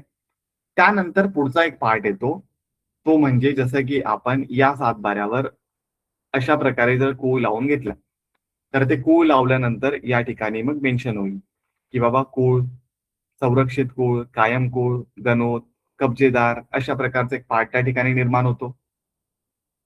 त्यानंतर या सेम सिच्युएशन मध्ये जेव्हाही अशा प्रकारचं कूळ लावण्यात येतं, जसं की एक पर्टिक्युलर व्यक्ती आहे जो की अशोक नावाचा व्यक्ती आहे, या अशोक नावाच्या व्यक्तीला हे जमीन वगैरे कसत होता. मग हा व्यक्ती जर त्या ठिकाणी तशा प्रकारची जमीन कसत होता, ती जमीन कसत असल्यानंतर त्याला असं वाटत आहे की बाबा आता आपल्या या जमिनीवर हे सगळं आलंय, माझ्याकडे मी सातबाऱ्यावर माझं एक कूळ म्हणून त्या ठिकाणी निर्माण झालंय पार्ट, किंवा मग नसेल निर्माण झाला पण मी ती जमीन भरपूर वर्षापासून कसत आहे. मी या संपूर्ण जमिनीवर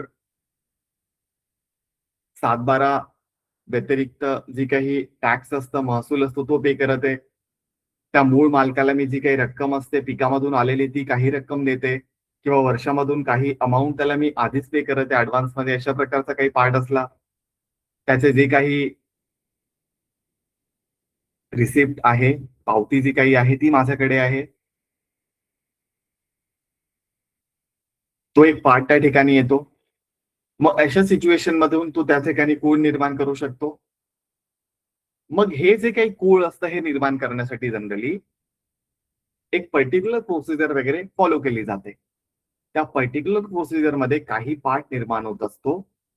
भोगवटदार वर्ग एक असला तशा सिच्युएशन मध्ये, तर कूळचा एखादा पार्ट आला त्या सिच्युएशन मध्ये, की बाबा एक पर्टिक्युलर कारवाई म्हणजे 30G, ठीक आहे, 30G या संदर्भामधली सिच्युएशन.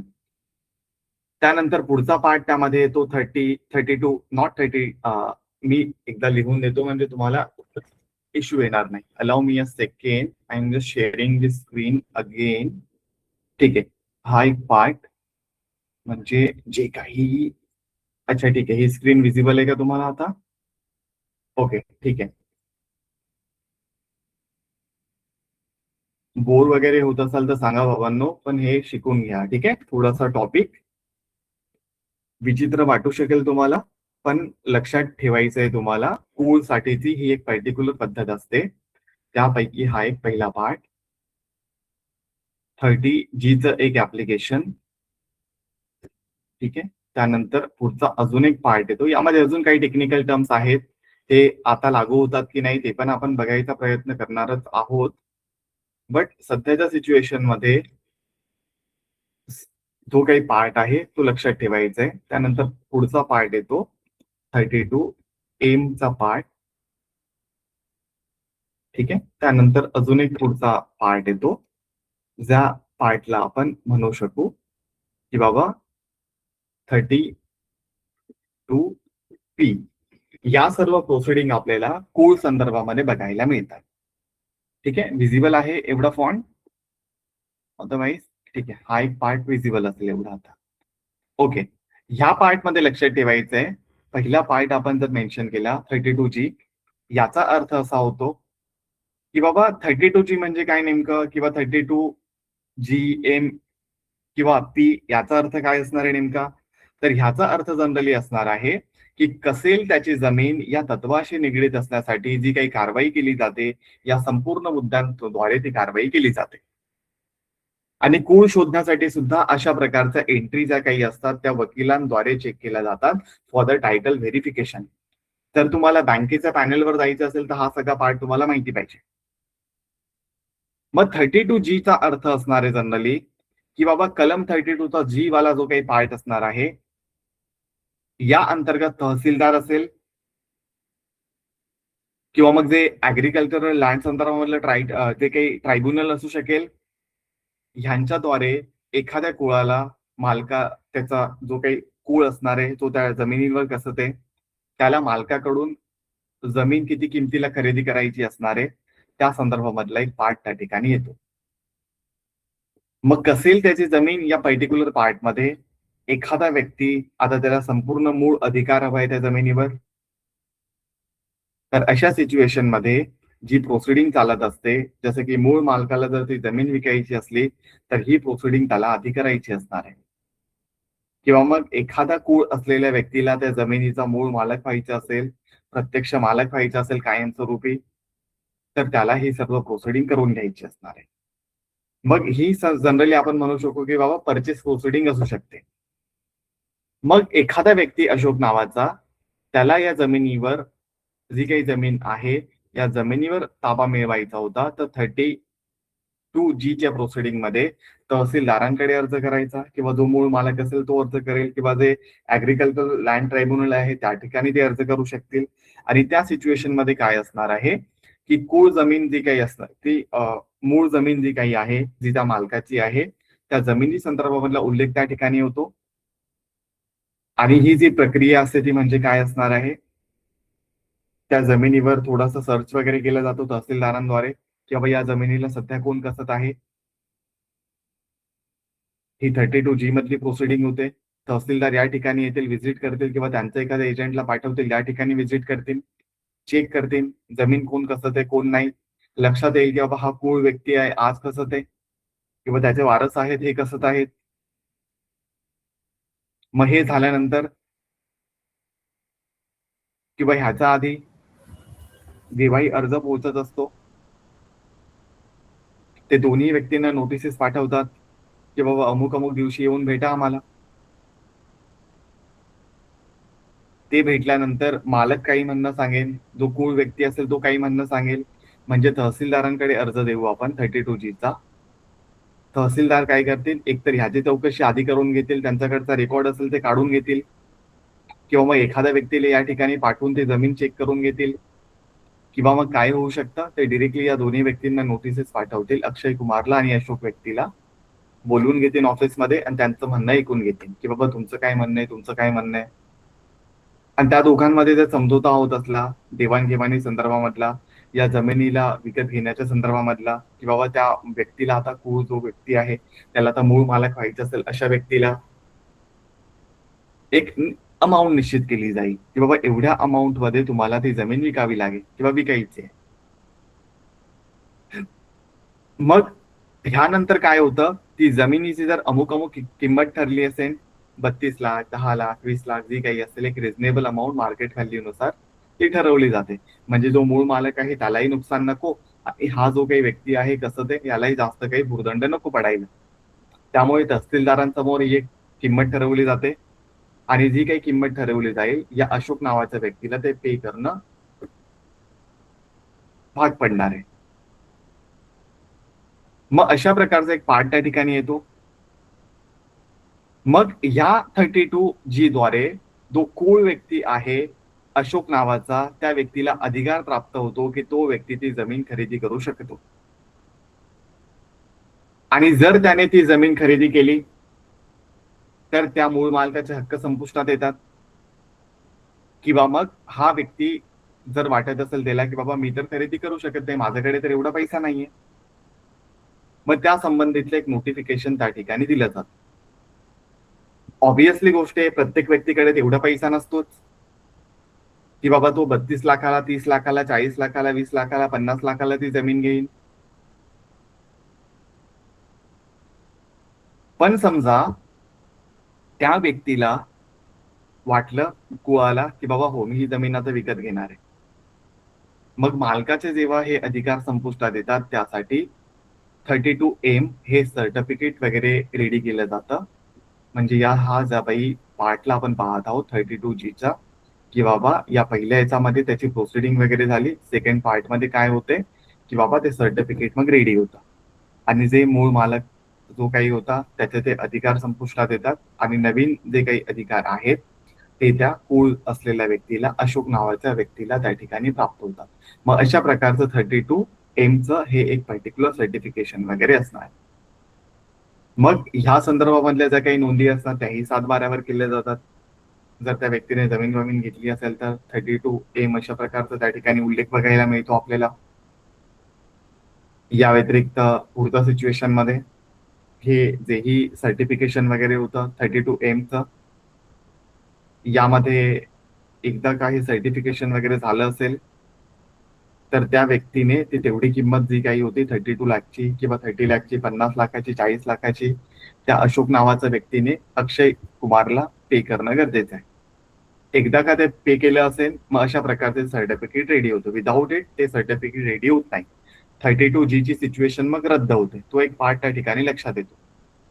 मग 32M जर हे झालं असेल एखाद्या जमिनीवर, त्यावर 7/12 ते उल्लेख झाला असेल तर त्याचा अर्थ असणार आहे कुळ हा त्या जमिनीचा पूर्णपणे मालक बनला आहे आणि मूळ जमिनीचा जो काही मालक होते त्याचे हक्क आता संपुष्टात येणार आहेत आणि मूळ जी काही नोंद आहे त्या 7/12ची त्यामध्ये फेरफार नोंदीमध्ये हा एक प्रकार नोंदवला जाणार आहे की बाबा या व्यक्ती समोर आता कुळ व्यक्ती जो काही आहे अशोक, ह्याच्या नावाने 32M हे सर्टिफिकेशन वगैरे करण्यात आलं आहे. आणि मग ह्याचं प्रमाणपत्र जनरली आपल्याला तहसील कार्यालयामधून किंवा जे ऍग्रिकल्चरल लँड ट्रायब्युनल आहे तिथून मिळू शकेल किंवा जे काही टेनन्सी रेकॉर्ड असेल त्या ठिकाणाहून मिळू शकेल. आणि टायटल सर्च मध्ये मग ऍडव्होकेटद्वारे हा एक पार्ट व्यवस्थितपणे क्रॉस चेक केला जातो की बाबा या जमिनीवर कुणाचा अधिकार आहे कुणाचा नाहीये हे त्या 32M नावाचं जे काही सर्टिफिकेशन आहे याच्याद्वारे सुद्धा लक्षात येतं आणि त्याच्या फेरफार नोंदीद्वारे सुद्धा त्या वकिलांना लक्षात येतं. मग हे सर्व झाल्यानंतर अजून एक पार्ट आपल्या समोर असतो ज्याला आपण म्हणत आहोत की बाबा 32P. मग 32P म्हणजे काय असणार आहे नेमकं? काही वेळेस नेमकं की बाबा आपला जो कुळ आहे अशोक आहे हा नकार देतो जमिनीला, जसं की ही जमीन त्याच्या ताब्यामध्ये होती, but in this particular situation he saying की बाबा नकोय मला तेवढी जमीन, का करू एवढी जमीन, माझे काही मुलं बाळ आहेत. अशी एक कंडिशन निर्माण झाली की एखाद्याने त्याला धमकीच दिलेली असली तेव्हा तू करू नको म्हणून, काही सिच्युएशन असते.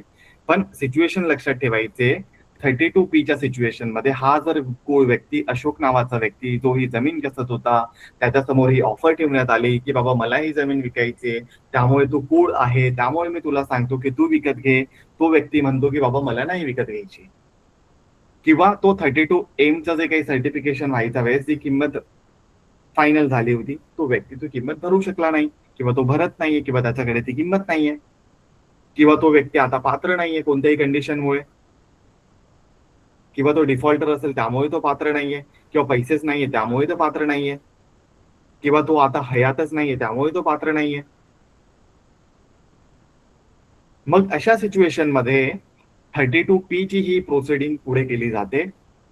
आणि 32P प्रोसिडिंग मध्ये खास करून हा आपला कुळ हा जर नकार देत होता, किंवा तो पात्र नव्हता, किंवा त्याने ती किंमत पे नव्हती केली, जे त्या जमिनीची किंमत लावण्यात आली होती, तर या अंतर्गत ती जी काही जमीन आहे अक्षय कुमारची, ही जमीन दुसऱ्या एखाद्या पात्र शेतकऱ्याला दिली जाऊ शकते. म्हणजे त्यामध्ये मग थर्ड व्यक्तीची एंट्री होते, किंवा मग ती सरकारकडे जाऊ शकते, किंवा त्याच्या मूळ मालकाकडे परत जाऊ शकते. हा एक पार्ट त्या ठिकाणी येतो. मग या संपूर्ण कारवाईचं महत्व म्हणजे काय असणार आहे, की बाबा एखाद्या जमिनीवर, किंवा त्या जमिनीच्या एखाद्या सातबाऱ्यावर जेव्हाही 32P हे जर मेन्शन झालेलं असलं, तर हे समजायचं की बाबा ती जमीन म्हणजे धोक्याची आहे. का? एकतर त्याचा मूळ मालकाचा त्याचा प्रत्यक्ष ताबा नव्हता, आणि जो कुळ होता तोही आता त्या ठिकाणी नकार देते. तो नकार देते म्हणजे त्यातलं तर असं वेळ लागलं नाही की तो नकार देते. त्यामुळे इन जनरल प्रॅक्टिकल पार्टमध्ये, प्रात्यक्षिकामध्ये, किंवा वकिलांद्वारे, किंवा टायटल सर्च करणाऱ्या वकिलांद्वारे हे गृहीत धरलं जातं, किंवा त्यांच्या ज्युनियरलाही सांगितलं जातं, एखाद्या सातबाऱ्यावर जर 32P ही जर एंट्री असली, तर त्या एंट्रीला धोक्याची घंटा मानावी. त्यामध्ये जमीन व्यवहार करणे धोकादायक असेल किंवा ते टाळावे, किंवा त्या ठिकाणी हे म्हटलं जातं की टायटल आता पूर्णपणे स्पष्ट नाहीये. यामध्ये हेही लक्षात येत नाहीये की या जमिनीवर प्रत्यक्ष ताबा त्या कुळ व्यक्तीचा आहे का, किंवा या जमिनीवर प्रत्यक्ष ताबा त्या मूळ मालकाचा आहे. त्यामुळे या जमिनीमध्ये कोणताही व्यवहार जर तुम्ही कराल तर फसण्याचे चान्सेस जास्त आहेत. आणि अशा प्रकारचा पार्ट आपल्याला त्या ठिकाणी बघायला मिळतो. म्हणजे टायटल सर्चच्या कारवाईमध्ये जेव्हाही वकिलांद्वारे त्या जमिनीचा कुळचा पार्ट येतो, त्यावेळेस त्या कुळचा सिच्युएशन मध्ये जर एंट्री असली 32G ची, किंवा 32M ची, किंवा मग 32P ची, तर ह्या सिच्युएशनला आपण म्हणत असतो की बाबा एकतर 32G असला किंवा M असला तर सांगू शकतो आपण की हा बाबा व्यवस्थित चालू आहे. 32G असला तर लक्षात येते की हा बाबा केस सुरू आहे, यांचे वाद आहे मालकाचा आणि कुळाचा, तहसीलदारांसमोर सुरू आहे. 32M ची एंट्री असली तर लक्षात येते आपल्याला त्या सातबाऱ्यावरून की हा बाबा जो कुळ आहे तोच आता मूळ मालक झालाय. पण 32P ची जर प्रोसिडिंग असली तर लक्षात ठेवायचंय, कोणीतरी थर्ड व्यक्ती त्या ठिकाणी हडप करू शकेल, किंवा थर्ड व्यक्तीचा त्या ठिकाणी आहे अधिकार, किंवा मग एखादा व्यक्तीचा जो काही मूळ मालकाचा प्रत्यक्ष मालकीचा जो काही अधिकार आहे तो स्पष्टपणे होत नाहीये. हा एक पार्ट त्या ठिकाणी लक्षात येतो. आणि सातबाऱ्यामध्ये मग अशा प्रकारच्या नोंदी आपल्याला या ठिकाणी बघायला मिळतात. आणि फेरफार उतार्यामध्ये सुद्धा अशा प्रकारच्या नोंदी असतात. आणि अजून एक पार्ट लक्षात ठेवायचा, जेव्हाही अशा प्रकारचे मग टायटल सर्च वगैरे केले जातात जनरली, त्यावेळेस 32G मध्ये कुळाने जी जमिनीची किंमत जी काही असणार आहे ती ठरवलेली असते, किंवा मूळ मालकासोबत बसून ती ठरवलेली असते किती किंमत होईल किती नाही. 32M पार्ट मध्ये त्या कुळाने, जो अशोक आहे त्याने ती रक्कम अदा केलेली आहे, त्याचं प्रमाणपत्र त्याच्याकडे आहे हे लक्षात येतं. आणि 32P ह्या अंतर्गत लक्षात येतं की बाबा ते जो कोणी कुळ होता त्या व्यक्तीने ती जमीन खरेदी करायला नकार दिले, त्यामुळे तो मूळ मालक आता काही करू शकेल, किंवा सरकार त्या जमिनीवर ताबा घेऊ शकेल. ह्या सगळ्या गोष्टी होतात. आणि सोबत अजून एक पार्ट त्या ठिकाणी येतो, तो म्हणजे असणार आहे की जेव्हाही 32G, 32M, 32P अशा प्रकारचा पार्ट निर्माण होतो, त्या सिच्युएशन मध्ये लक्षात ठेवायचं असणार आहे, एकतर टायटल सर्चच्या सिच्युएशन मध्ये ह्याचा एंट्री आपल्याला कुठे मिळतील, कुठे चेक करायचं ह्याचे कागदपत्र, तर हे कागदपत्र तुम्हाला चेक करावे लागतील. एखाद्या सातबाऱ्यावर जर अशा प्रकारच्या एंट्री आल्या तर you have to cross check or cross verify with the tahsil कार्यालय जे काही असेल त्या ठिकाणी तुम्हाला त्याच्या एंट्रीज मिळतील. 32G असला तर त्या केस नंबर तुम्हाला तहसील कार्यालयामध्ये मिळून जाईल. त्यांच्याकडे एक प्रत्यक्ष स्वरूपामध्ये एक वेगळी डायरी वगैरे मेंटेन केली जाते, एक वेगळा रेकॉर्ड मेंटेन केला जातो, ज्या ठिकाणी कूळ संदर्भामधल्या जेवढ्याही केसेस असतात त्या तुम्हाला बघायला मिळतात. एकतर तुम्ही प्रत्यक्षामध्ये अर्ज देऊन ते काढू शकता, किंवा मग जे काही आपण राईट टू इन्फॉर्मेशन ऍक्ट म्हणतो त्याचा अंतर्गत, आरटीआयचा अंतर्गत, माहिती अधिकाराचा अंतर्गत सुद्धा आपण तो एक पार्ट त्या व्यक्तीकडून त्या सिच्युएशन मध्ये काढून घेऊ शकतो. हा एक पार्ट आहे जो तुम्हाला लक्षात ठेवायचा आहे. म्हणजे तुमच्या 7/12 या एंट्री दिसल्या, तहसील कार्यालयामध्ये जायचं, कधीपासून त्या ट्रान्सफरचा पार्ट सुरू आहे, त्याच्या जुन्या 4-5-10 वर्षाचा, 20 वर्षाचा, 50 वर्षाचा एंट्री काढून घ्यायच्या. एकदा पैसे खर्च करायचा, मग तुम्हाला लक्षात येईल की बाबा मूळ मालक कोण आहे, कोण नाहीये, हा एक प्रत्यक्ष दाबा कुणाचा आहे, हा एक पार्ट तुमचा क्लिअर होतो. ह्या सिच्युएशन मध्ये मग हा जो काही कुळाचा पार्ट आहे हा तुम्हाला लक्षात आला असेल, काय असतो काय नसतो. ह्या सिच्युएशन मध्ये मग अजून आपण जेव्हा पुढचा पार्टकडे बघायचा प्रयत्न करतो, तो म्हणजे आहे की बाबा हा भोगवटदार वर्ग क्रमांक 1, यामध्ये एखाद्या 7/12 कूळ लागलेलं असलं, त्यावेळेस निर्बंध होते विकण्यासाठी, हस्तांतरण करण्यासाठी, किंवा मग सरकारने त्या जमीन हस्तांतरणाबद्दल सांगितलं असेल त्या एरियामध्ये, त्यावेळेस तुम्ही विकू शकत नाही, किंवा मग काही कर्ज असेल त्या जमिनीवर, त्यावेळेस तुम्ही विकू शकत नाही. तशाच पैकी पुढचा एक पार्ट येतो त्या जमिनीला न विकण्याच्या संदर्भामध्ये, त्याचा कोणत्याही प्रकारचा व्यवहार न करण्याच्या संदर्भामध्ये, तो म्हणजे असणार आहे सिलिंग. मग सिलिंग म्हणजे काय नेमकं? तर सिलिंग म्हणजे काय असणार आहे, सरकारद्वारे ज्या व्यक्तींकडे जास्त जमीन असते, अशा एखाद्या व्यक्तीकडे जर तेवढी जास्त जमीन असली तर त्यांच्यावर निर्बंध लावले जातात सरकारद्वारे, वेळोवेळी ऑफिशियल गॅजेटद्वारे, किंवा जिल्हाधिकाऱ्यांच्या कार्यालयामध्ये उपलब्ध असलेल्या गॅजेटद्वारे, की बाबा एका व्यक्तीला फक्त अमुक अमुक जमीनच त्याच्याकडे असली पाहिजे, त्याचं त्या जमिनीवर नाव असलं पाहिजे, तो त्या जमिनीचा मूळ मालक असला पाहिजे. ह्या संबंधातून आपण सिलिंगचा पार्ट वगैरे समजत होतो. म्हणजे याचा अर्थ असा होतो, एक व्यक्ती आहे या गावामध्ये राहणारा, तो मोठा पुढारी वगैरे आहे. त्या पुढाऱ्याला एका दिवशी वाटतं की बाबा आपल्याकडे आता प्रचंड पैसा आलाय, आपण भरपूर पॉलिटिक्स केले, भरपूर पैसा लुटलाय लोकांकडून किंवा कमवला असेल बिझनेस मधून, त्यामुळे आपल्या गावाच्या आसपासची 1000 एकरची जमीन आपण विकत घेऊ, असं तो ठरवतो. ऑब्विसली गोष्ट तो विकत घेऊ शकेल. बट सिलिंगचा अर्थ काय असतो? सिलिंगचा अर्थ म्हणजे असणार आहे, सरकारद्वारे काही लोकांकडे मोठ्या प्रमाणात जमिनी जमा होऊ नये, गोळा होऊ नये, त्यांचा प्रत्यक्ष ताबा लागू नये, त्यांच्या 7/12 त्यांचे नावं असू नये, त्यामुळे, आणि जे असे व्यक्ती ज्यांच्याकडे जमिनी नाहीये, जे व्यक्ती जे थोडेसे निर्धन असू शकतील, किंवा असे व्यक्ती जे भूमिहीन आहेत, ज्यांचे कोणतीही जमीन नाहीये, किंवा मग जमिनीचं जे काही आहे या एरियामधली जमीन, त्याचं समतोल वाटण जर गव्हर्नमेंटला करायचं असतं, तशा सिच्युएशन मध्ये सिलिंगचा पार्ट येतो. आणि अजून एक पार्ट लक्षात ठेवायचा आहे सिलिंगच्या सिच्युएशन मधला, तो म्हणजे असणार आहे की बाबा सिलिंगच्या सिच्युएशन मधला कमाल किती जमीन असली पाहिजे एखाद्या व्यक्तीकडे, त्याची अशी कुठेही मर्यादा आपल्याला जनरली बघायला मिळत नाही. त्यासाठी तुम्हाला काय बघायचंय, तुमचे जे कलेक्टर ऑफिस असेल किंवा तहसील ऑफिस असेल तुमच्या एरियाचं, त्या ठिकाणी जायचं, त्यांच्याकडे अर्ज करायचा रीतसर, किंवा त्यांचे जे काही लॅबोरेटरी त्याला आपण म्हणू शकू की बाबा ग्रंथालय वगैरे, लॅबोरेटरी वगैरे, त्या ठिकाणाहून अर्ज वगैरे करायचा. जनरली आता त्या ठिकाणी लॅबोरेटरी तर बघायला मिळत नाही, त्यांचं जे काही ऑफिस असेल त्या ठिकाणी जायचा, अर्ज करायचा, किंवा तोंडी विचारायचं की बाबा आपल्या एरियामध्ये सिलिंगचं जे काही स्टँडर्ड आहे ते किती आहे, एक व्यक्ती किती मर्यादेपर्यंत जमीन साठवू शकतो, किंवा किती एकरची जमीन त्याच्या नावावर असू शकते जास्तीत जास्त, तो एक पार्ट आपल्याला लक्षात येतो.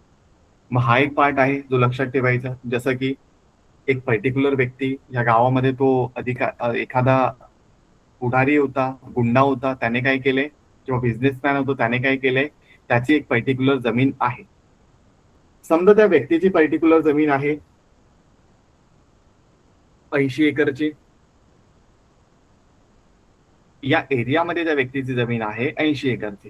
जसं की आपल्याला एरियामध्ये बघायला मिळते, एक ही गोदावरी नदी वगैरे जाते. मग या व्यक्तीची जमीन स्टार्ट होते या ठिकाणापासून तर या ठिकाणी, या मांगीर बाबा मंदिर पासून तर या गोदावरी नदीच्या क्षेत्रापर्यंत या व्यक्तीची जमीन आहे. समजा ही जमीन आहे 80 एकर, 90 एकर, 100 एकर. मग समजा सरकारद्वारे त्या एरियामधल्या जमिनीवर काही सिलिंग लावण्यात आलं. सरकारने म्हटलंय की बाबा एक व्यक्ती फक्त 50 एकर पर्यंत जमीन कसू शकेल, ताब्यात ठेवू शकेल, किंवा 40 एकर पर्यंत जमीन कसू शकेल, ताब्यात ठेवू शकेल, किंवा 56 एकर, 54 एकर, 55 एकर, जे काही गव्हर्नमेंटला वाटतं त्यानुसार तेवढीच जमीन तो ताब्यामध्ये ठेवू शकेल, कसू शकेल, प्रत्यक्ष कब्जा घेऊ शकेल, 7/12वर नाव लावू शकेल. तर अशा सिच्युएशन मध्ये त्या व्यक्ती समोर हाच एक ऑप्शन असतो की त्याचा प्रत्यक्ष ताबा, त्याच्याकडे जमीन किती आहे 80 एकरची, पण गव्हर्नमेंटने म्हटलंय 50 एकरच तुम्ही घेऊ शकता. मग समजा तो उद्या उठून जर या जमिनीचा व्यवहार करायला गेला, तर एकतर त्याच्याकडे जी अतिरिक्त जमीन आहे 30 एकरची, 40 एकरची, 20 एकरची, ती जमीन एकतर त्याला सरकारला जाऊ द्यायची आहे, किंवा सरकार त्यावर ताबा वगैरे लावू शकेल, किंवा त्या जमिनीचा व्यवहार करण्यासाठी त्याला अडचणी येणारच आहे. कारण की 7/12वर एवढ्या मोठ्या एंट्रीज नसतात जर गव्हर्नमेंटने त्या ठिकाणी सील केलं असेल तर. मग हा जो काही पार्ट असतो त्याला आपण सील वगैरे म्हणत असतो. आणि टायटल सर्च मध्ये सीलिंग सुद्धा तपासली जाते. जसं की हे जो काही पार्ट असतो, एखाद्या व्यक्तीकडे किती जमीन आहे, किती क्षेत्र आहे, यावरून लक्षात येतं की बाबा हे क्षेत्र जर जास्त दिसत असलं, मग ऍज अ वकील म्हणून आपल्या एरियामध्ये किती सीलिंग लावण्यात आले गव्हर्नमेंटद्वारे ते आपण जाऊन चेक करून घ्यायचं. मग आपण जेव्हा टायटलचं काम करू त्यावेळेस हे क्षेत्र बघायचं. एखाद्या व्यक्तीकडे इथे 80 एकर जमीन आहे का, मग लगेच आपल्याला लक्षात, अरे सरकारने तर 40 एकरच म्हटलंय, अरे सरकारने तर 50 एकरच म्हटले सिलिंग पॉइंट, सिलिंग एरिया. मग आपण ऍज अ वकील म्हणून किंवा ऍज अ एखादा या जमिनीचा मालक म्हणून किंवा या जमिनीचा व्यवहार करायचा वेळेस तो व्यवहार तुम्हाला टाळावा लागेल, किंवा त्या व्यवहार करण्यामध्ये तुम्हाला अडचणी वगैरे येतात. कारण की जी एक्स्ट्रा जमीन असते ती सरकारच्या ताब्यामध्ये जाऊ शकते कधीही. मग समजा या सरकारच्या ताब्यामध्ये गेलेली जमीन, जर तुम्ही या जमिनीचा व्यवहार केला, की 80 एकरची जमीन त्या व्यक्तीच्या ताब्यामध्ये होती, तुम्ही 80 एकरचे सगळे पैसे घेतले, आणि त्या एरियामध्ये नियम होता फक्त 50 एकर पर्यंत ताबा लावू शकतो एखादा व्यक्ती. मग ती उरलेली 30 एकरची जी काही जमीन आहे, मग सरकार या ठिकाणची 30 एकरची जमीन घेऊ शकेल, किंवा सरकार या ठिकाणची जमीन घेऊ शकेल, किंवा सरकार त्या पुढच्या ठिकाणची जमीन घेऊ शकेल. त्याचं काही घेणं देणं नाही आपल्याला. कधीही ते काहीही करू शकतं सरकार. अशी कोणतीही नियमावली नाहीये. ते काय आपण त्यांचे जावई तर नाहीये, त्यामुळे ते तर आपलं ऐकणार नाहीये. एखाद्याला समजा त्रासच जायचं ठरवलं त्यांनी, तर ते आपली जी जमीन जी थोडी बागायती आहे, ज्यावर भरपूर पिकं वगैरे येतात, तीच जमीन ते घेऊन टाकतील. मग तो व्यवहार असाही गेलाय आपला. म्हणजे तुम्ही पैसे देणार 80 एकर साठीचे, आणि 30 एकर जमीन सरकार ताब्यामध्ये घेऊन घेईल उद्या उठून. मग काय फायदा आहे त्या जमिनीचा? किंवा मग ज्यावेळेस टायटल सर्च केलं जातं वकिलांद्वारे, त्यावेळेस या टायटल सर्च मध्ये जर सिलिंग लिमिट पेक्षा जास्त जमीन जर दिसत असेल या ठिकाणी, या क्षेत्रामध्ये, तर ते वकील लोक या ठिकाणी टायटल व्हेरिफिकेशनच्या पार्टमध्ये किंवा टायटल सर्टिफिकेशनच्या पार्टमध्ये ते मेन्शन करतील की बाबा या टायटल रिपोर्टमध्ये ही जमीन आहे, ही एवढे एवढी दिसत आहे, आणि यामध्ये ही एक्स्ट्रा जमीन आहे. सरकारचं जे काही ऑफिशियल गॅजेट आहे त्याच्या अंतर्गत तेवढ्या जमिनीपेक्षा जास्त तो कसू शकत नाही, किंवा त्याचं त्यावर नाव राहू शकत नाही. त्यामुळे ते करत असतात. पण आपण ठरलो भारतीय, आपल्याला तर पळवाटा माहीतच असतात. मग समजा हा अशोक नावाचा व्यक्ती, हा अशोक नावाच्या व्यक्तीची ही जमीन होती 80 एकरची. सरकारने सिलिंग पॉइंट लावला आहे त्या ठिकाणी 50 एकरचा. मग हा भाऊसाहेब काय करणार आहे, या जमिनीवर स्वतःच्या बायकोचं, स्वतःच्या आईचं किंवा मग त्यांच्या मुलांचं जे काही असेल त्यांचे नावं त्या ठिकाणी लावून घेईन आणि त्या ठिकाणी पार्टिशन वगैरे करून टाकेल. म्हणजे त्याच्या नावावर जर 80 एकर जमीन दिसत होती, तर त्यापैकी काही जमीन तो दुसऱ्या त्याच्या नातेवाईकांच्या नावावर करू शकतो किंवा त्याच्या नातेवाईकांचं नाव तर जमिनीवर लावू शकतो आणि गिफ्ट वगैरे म्हणून त्यांना देऊन टाकेल. प्रत्यक्ष दावा त्याचाच असणार आहे. भारतीयांसाठी काही पळवाटा कमी आहेत नाही. मग हा सगळा पार्ट बघायला मिळतो आणि याच सिच्युएशन मध्ये पुढचा पार्ट आपल्या समोर येतो, फ्रॅगमेंटेशन कायद्या संदर्भामधला, जे काही मागच्या सेशन मध्ये आपण बघायचा प्रयत्न केला होता त्या संदर्भामधला, की एखादी शेतजमीन, जसे की हा व्यक्तीने काय केलं होतं, 80 एकर जमीन होती, सिलिंगचा पॉईंट 50 एकर ठरला, त्यामुळे त्याने स्वतःच्या नातेवाईकांवर देऊन टाकली काही जमीन. त्यामुळे त्याला ते सिलिंगवाला कायदा, जो काही कायदा आहे तो निर्बंध त्यावर लागत नाही. तो आता भोगवटदार वर्ग क्रमांक 1 असल्यामुळे तो जमीन आता विकू शकत आहे.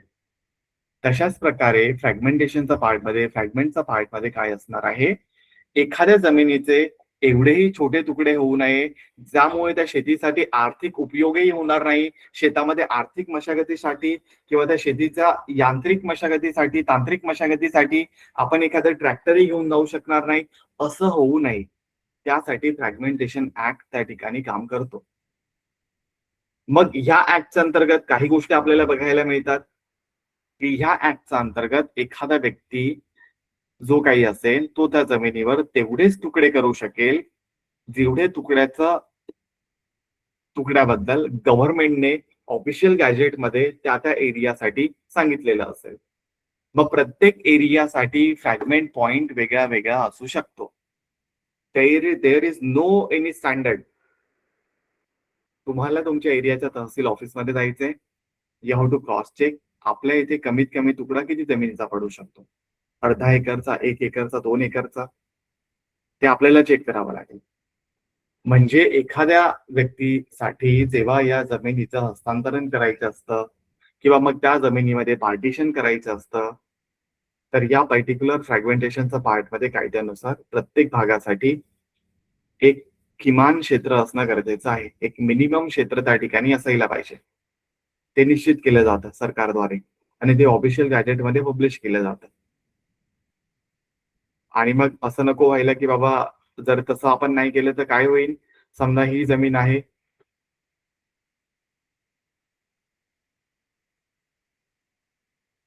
या जमिनीमध्ये एक तुकडा जर आपण, मग what should be done over there. मग जर आपण असं पार्टिशन जरी केलं तरी सुद्धा जेव्हा तुम्ही या पार्टिशन संदर्भामधली एंट्री तहसील कार्यालयामध्ये जाणार करायला, त्यावेळेस सर्वात आधी तर ते तहसीलदार तुमची ती नोंदणी जी काही होणार आहे ती तर होऊ देणार नाही. तुम्हाला त्या जमिनीच्या विक्रीमध्ये अडचणी येणार आहेत किंवा मग ती जी काही फेरफार तुम्ही करणार आहात ती त्या ठिकाणी नाकारू शकते. आणि जर ते नाकारू शकले म्हणजे तुमची त्या ठिकाणी एंट्रीच होत नाहीये प्रॉपर त्या जमिनीवर, तुमचं त्या ठिकाणी नावच लागत नाहीये, मग तुम्ही काय व्यवहार करणार त्या जमिनीवर. त्यामुळे जनरली हा एक पार्ट असतो. मग ह्याचं सोल्युशन नेमकं काय असतं, तर ह्याचं सोल्युशन नेमकं हे असणार आहे की बाबा त्या क्षेत्राला सामायिक क्षेत्र म्हणूनच जनरली वापरलं जातं, की बाबा सर्वांनी त्या ठिकाणी हे सामायिक क्षेत्र म्हणूनच वापरावं. पण काही भावांनी या ठिकाणी काम करावं, काही भावांनी या ठिकाणी काम करावं, डिपेंडिंग ऑन सिच्युएशन. यामध्ये अजूनही पळवाटा असू शकतात की बाबा हे छोटं क्षेत्र झालंय शेतीचं, मग या ठिकाणी काही व्यवसाय वगैरे केले जातील त्यांच्याद्वारे. जसं त्यांना योग्य वाटत असेल तसं ते करू शकतात. Depending on situation. गरजेचं नाही की त्यांनी काय करायला पाहिजे, काय नको करायला पाहिजे आपण ठरवू. मग हा पण एक पार्ट असणार आहे. तो मेनी मोर थिंग्स आहेत जे आपल्याला या ठिकाणी समजून घ्यायला मदत होते. मग फ्रॅगमेंटेशनचा part, it is giving us information regarding the की कोणत्याही शेत जमिनीवर फ्रॅगमेंटेशन ऍक्टच्या अंतर्गत एवढेही लहान तुकडे होऊ नये जेणेकरून एखादा व्यक्ती ते जमीन कसूच शकणार नाही. त्यासाठी हा एक कायदा जो काही आहे तो आपल्याला लक्षात येतो आणि त्या कायद्याद्वारे आपण हा सगळा एक पार्ट वगैरे करून घेतो. ठीक आहे. तो this will be the part regarding the same. झाला आपण फ्रॅगमेंटेशन वगैरे म्हणत आहोत. आणि मग अगेन आपण जेव्हा या संपूर्ण पार्ट मध्ये येण्याचा प्रयत्न करतो त्या सिच्युएशन मध्ये काही गोष्टी आपल्या समोर अजून येणार आहे. त्या म्हणजे की बाबा हा जो काही भोगवतदार वर्ग एक चा जो काही कंडिशन आपण बघायचा प्रयत्न करतो, या संपूर्ण कंडिशन मध्ये आपल्या जे काही शिकलो हा एक संपूर्ण पार्ट येतो. या संपूर्ण पार्ट व्यतिरिक्त जेव्हा आपण टायटल सर्च मध्ये जाण्याचा प्रयत्न करतो, त्या टायटल सर्च मध्ये जे वकील साहेब असणार आहेत, हे वकील साहेब या ठिकाणी भोगवतदार वर्ग क्रमांक एक तर चेक करतातच, पण हे व्हेरीफाय करत असतात की खरंच या भोगवतदार वर्ग एक मध्ये असलेल्या व्यक्तींना ते अधिकार आहेत का, त्या जमिनीचे ते मूळ मालक असताना किंवा त्यांना हस्तांतरण करायचं आहे का, हा एक संपूर्ण पार्ट त्या व्हेरिफिकेशनद्वारे पाहण्यात येतो. मग आपण जसं की पाहिलं होतं या संपूर्ण जमिनीमध्ये हा एक पार्ट नाही, पण हा एक वेगळा ड्राफ्ट.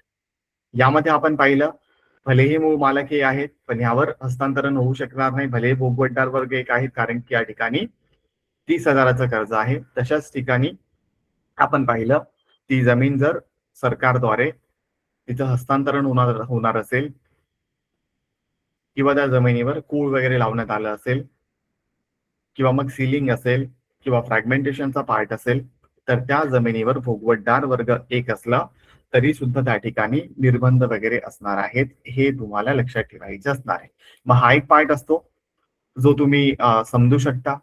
आणि ह्या सिच्युएशन मधला पुढचा पार्ट आपल्या समोर येतो, तो म्हणजे असणार आहे की बाबा भोगवतदार वर्ग दोन.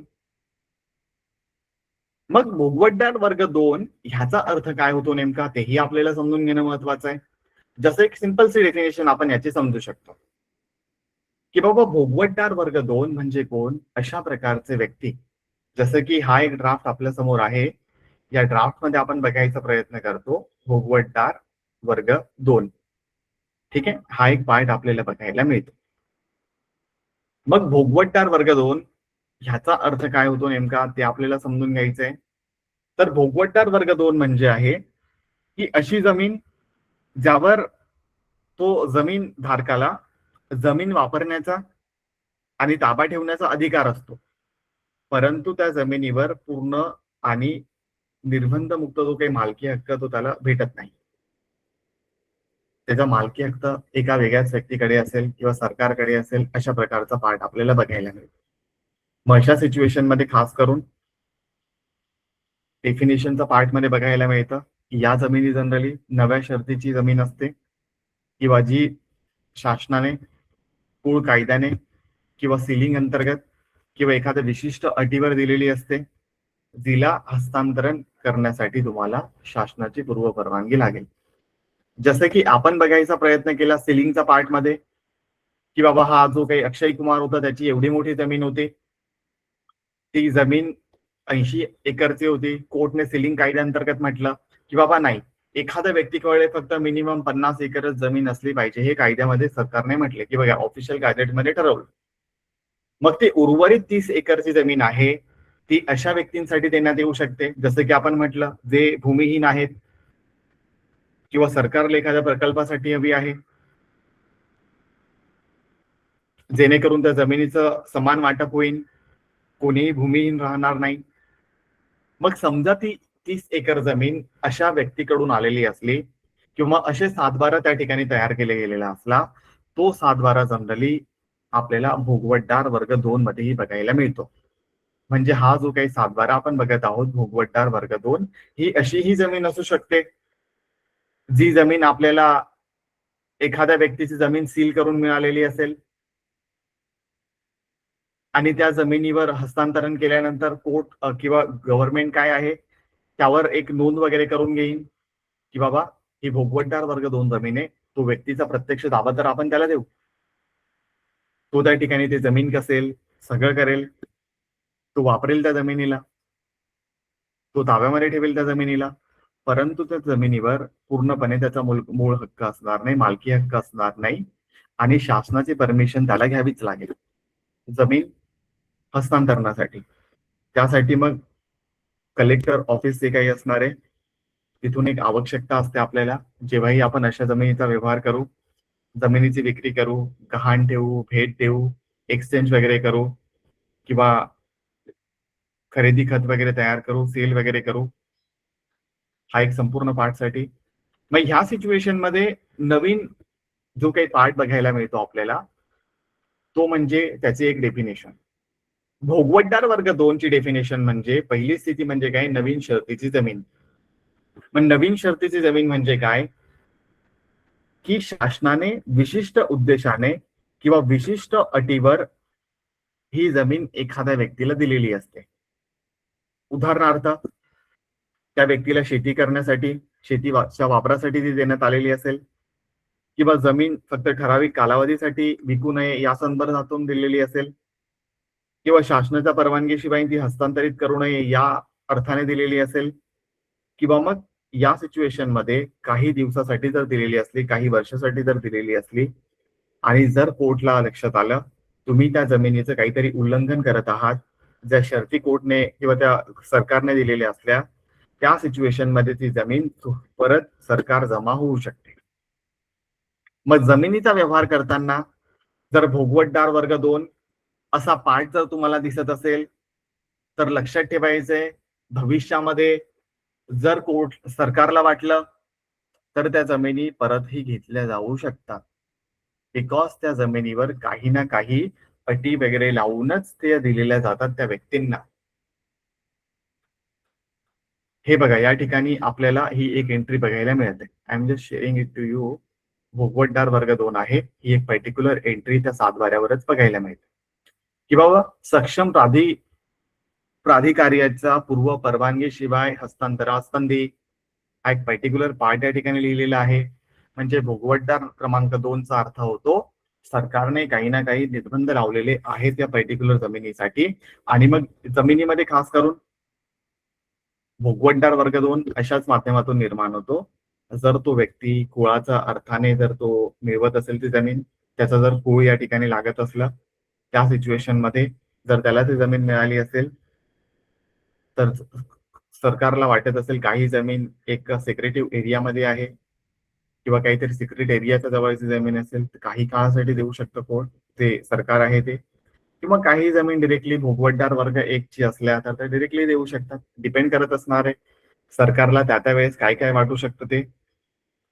मग भोगवटदार 2 ची जी काही जमीन असणार आहे कुळ कायद्याने जर मिळालेली असेल तर त्या जमिनीवर एक खरेदीसाठी तर असणारच इश्यू. ती जमीन कुळाच्या नावावर सरकारने केलेली असेल, सरकारी त्यावर हस्तांतरणासाठी त्यावर काहीतरी मर्यादा ठेवू शकेल, भलेही ते कुळाला मिळालेली असली का, कारण की ते भोगवटदार वर्ग 2 ची जमीन आहे. हा एक पार्ट त्या ठिकाणी आहे जो तुम्हाला लक्षात ठेवायचा आहे. त्यानंतर पुढचा एक पार्ट त्यामध्ये येतो तो म्हणजे असणार आहे की बाबा ह्या नवीन शर्ती म्हणजे काय आहेत. या नवीन शर्ती म्हणजे सरकारला जशा वाटेल तशा शर्ती किंवा सेलिंग संदर्भामधल्या शर्ती. आणि पुढचा पार्ट अजून त्यामध्ये येतो की बाबा या संपूर्ण डिफिनेशन मधल्या पार्ट मध्ये की या सर्व जमीन खास करून एखाद्या पुनर्वसनासाठी दिल्या गेलेल्या जमिनी असू शकतील किंवा सरकारकडे जास्त जमीन पडलेली होती, ती अशीच पडीक जमीन आहे त्यामुळे ती दिलेली असेल एखाद्या व्यक्तींना. जसं की बऱ्याच वेळेस असं आपल्याला लक्षात येतं की समजा ही एक गोदावरी नदी आहे, सरकारचं असं लक्षात आलं की बाबा दरवर्षी या नदीचा पूर भरपूर येतो आणि या नदीचा पूर काय आहे, इथून या गावापासून गोतेगाव पासून तर हे शिंगगाव इथपर्यंत सर्व पाणीच पाणी होऊन जातं. मग सरकारला वाटतं की नाही बाबा या व्यक्तींना या लोकांना या ठिकाणी ठेवणं सुरक्षित नाहीये. मग व्हॉट सरकार विल डू, सरकार काय करतं, एक सर्वे वगैरे करेल. सरकारच्या सर्वेमध्ये असं लक्षात येतं की बाबा या गोदावरी नदीपासून ना हा इथला जो काही प्रदेश आहे तो थोडा उंचावर आहे आणि हा उंचावर असलेल्या प्रदेशामध्ये जर आपण या लोकांना वस्ती केली, पुनर्वसन केलं तर त्यांच्यासाठी, त्यांच्या आरोग्यासाठी, त्यांना कोणती जीवितहानी होणार नाही यासाठी योग्य असेल. त्यामुळेही सरकार या ठिकाणी त्यांना जमीन अलॉट करते. मग या जमिनी जेव्हा सरकार अलॉट करते त्या भोगवटदार वर्ग 1 न करता भोगवटदार वर्ग 2चा अंतर्गत करणार आहे. त्यामुळे हे प्रकल्पग्रस्त जे काही आहेत त्यांना तशा जमिनी दिल्या जातात, किंवा मग कशा प्रकारच्या जमिनी, जे काही सैनिक वगैरे असतात ना, ज्यांना सरकारकडून काही जमिनी वगैरे मिळत असतात, किंवा एखाद्याला पुरस्कारादरम्यान एखाद्या जमिनी वगैरे मिळत असतात, किंवा मग अनुसूचित जाती जमाती ह्यांना काही जमीन सरकारद्वारे अलॉट केल्या जातात, किंवा मग पुनर्वसन योजनेअंतर्गत जमीन अलॉट केल्या जातात. या सगळ्या जमिनी भोगवटदार वर्ग 2च्या सिच्युएशन मध्ये असणार आहे. किंवा मग बऱ्याच साऱ्या सिच्युएशन मध्ये जी राजा लोकांची जी काही कंडिशन होती, इमान किंवा वतन या संदर्भामधलं जे काही पार्ट होता, अशा संदर्भामध्ये सुद्धा जमीन भोगवटदार वर्ग 2 मध्ये आपल्याला बघायला मिळतात. तो पण एक पार्ट आहे जो तुम्हाला लक्षात ठेवायचा आहे. आणि भोगवटदार वर्ग 2च्या जमिनीसाठी you need the prior permission from the collector or the सरकार, आणि विदाउट प्रायोर परमिशन तुम्ही ते सर्व करू शकत नाही. त्यामुळे अशा जमिनीच्या हस्तांतरासाठी, विक्रीसाठी, खरेदीसाठी कलेक्टरची परमिशन लागणार आहे, किंवा उपविभागीय अधिकारी ज्याला आपण एसडीओ वगैरे म्हणत असतो, ह्यांची तुम्हाला परमिशन लागणारच आहे. आणि जर तुम्ही परमिशन घेत नाही, तुम्ही विक्री करायला गेला विदाऊट एनी परमिशन, की चलो बाबा जे होईल ते पाहून घेऊ, मी इथे राहतो, मी एवढ्या वर्षापासून राहतो, कोण कलेक्टरचं काय ते एका वर्षात देतात दुसऱ्या वर्षात परत जातात, असं तुम्हाला वाटत असलं तर अशा सिच्युएशन मध्ये भलेही तुम्ही वर्ग 2च्या जमिनीचा कोणताही व्यवहार केला तर तो व्यवहार रद्दबाबत होणारच आहे. तो व्यवहार होणारच नाही हा अर्थ आहे. आणि जरी केला तरी तो रद्दबाबत होईल आणि फेरफार नाकारला जाऊ शकणार आहे. आणि ती जमीन जी तुम्ही विकली होती किंवा त्याचा व्यवहार करत होते परत जाऊ शकते सरकारकडे, कारण की you are doing the misuse of that particular जमीन. तुम्ही त्याचा गैरवापर करत आहात. तुम्हाला कशासाठी दिली ती जमीन? तुम्ही प्रकल्पग्रस्त होता म्हणून दिली आहे, तुम्हाला पुनर्वसन केलं म्हणून दिली आहे, तुम्ही स्वतंत्र सैनिक होता किंवा तुम्ही एखादे सैनिक होता म्हणून तुम्हाला मिळाली, तुम्हाला सरकारकडून बक्षीस मिळाली, तुम्ही भूमिहीन होता म्हणून तुम्हाला ती जमीन मिळाली, आणि आता तुम्ही त्या जमिनीला विकायचा प्रयत्न करत आहात, त्याचा व्यवहार करत आहात. सरकारचं हे लक्षात आलं, सरकार विल रिटर्न ते घेऊन टाकतील परत त्या पर्टिक्युलर जमिनीला. मग हा एक पर्टिक्युलर पार्ट असतो आणि ह्याची कारवाई जनरली महसूल अधिकारी जे काही असतात त्यांच्याद्वारे केली जाते. आणि हा एक पार्ट आपल्याला बघायला मिळतो 7/12 भोगवटदार वर्ग 2चे सिच्युएशन. आणि यामध्ये काय आहे, नवीन शर्ती ज्याही सरकारला वाटेल ते लावू शकतात. हस्तांतरास बंदी आहे डिरेक्टली, सरकारची किंवा कलेक्टरची परमिशन लागेल. हा एक पर्टिक्युलर पार्ट आपल्याला या भोगवटदार वर्ग 1 आणि वर्ग 2च्या सिच्युएशन मध्ये बघायला मिळतो. तो this will be the scenario regarding today session. एक पार्ट आपल्या समोर येतो. I am just sharing you the same. एक सेकंड, मला मी काहीतरी सांगणार होतो तुम्हाला पण ते डोक्यातून निघालंय.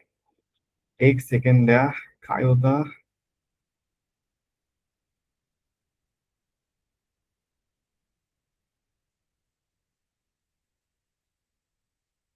अच्छा अच्छा, हा आठवलं.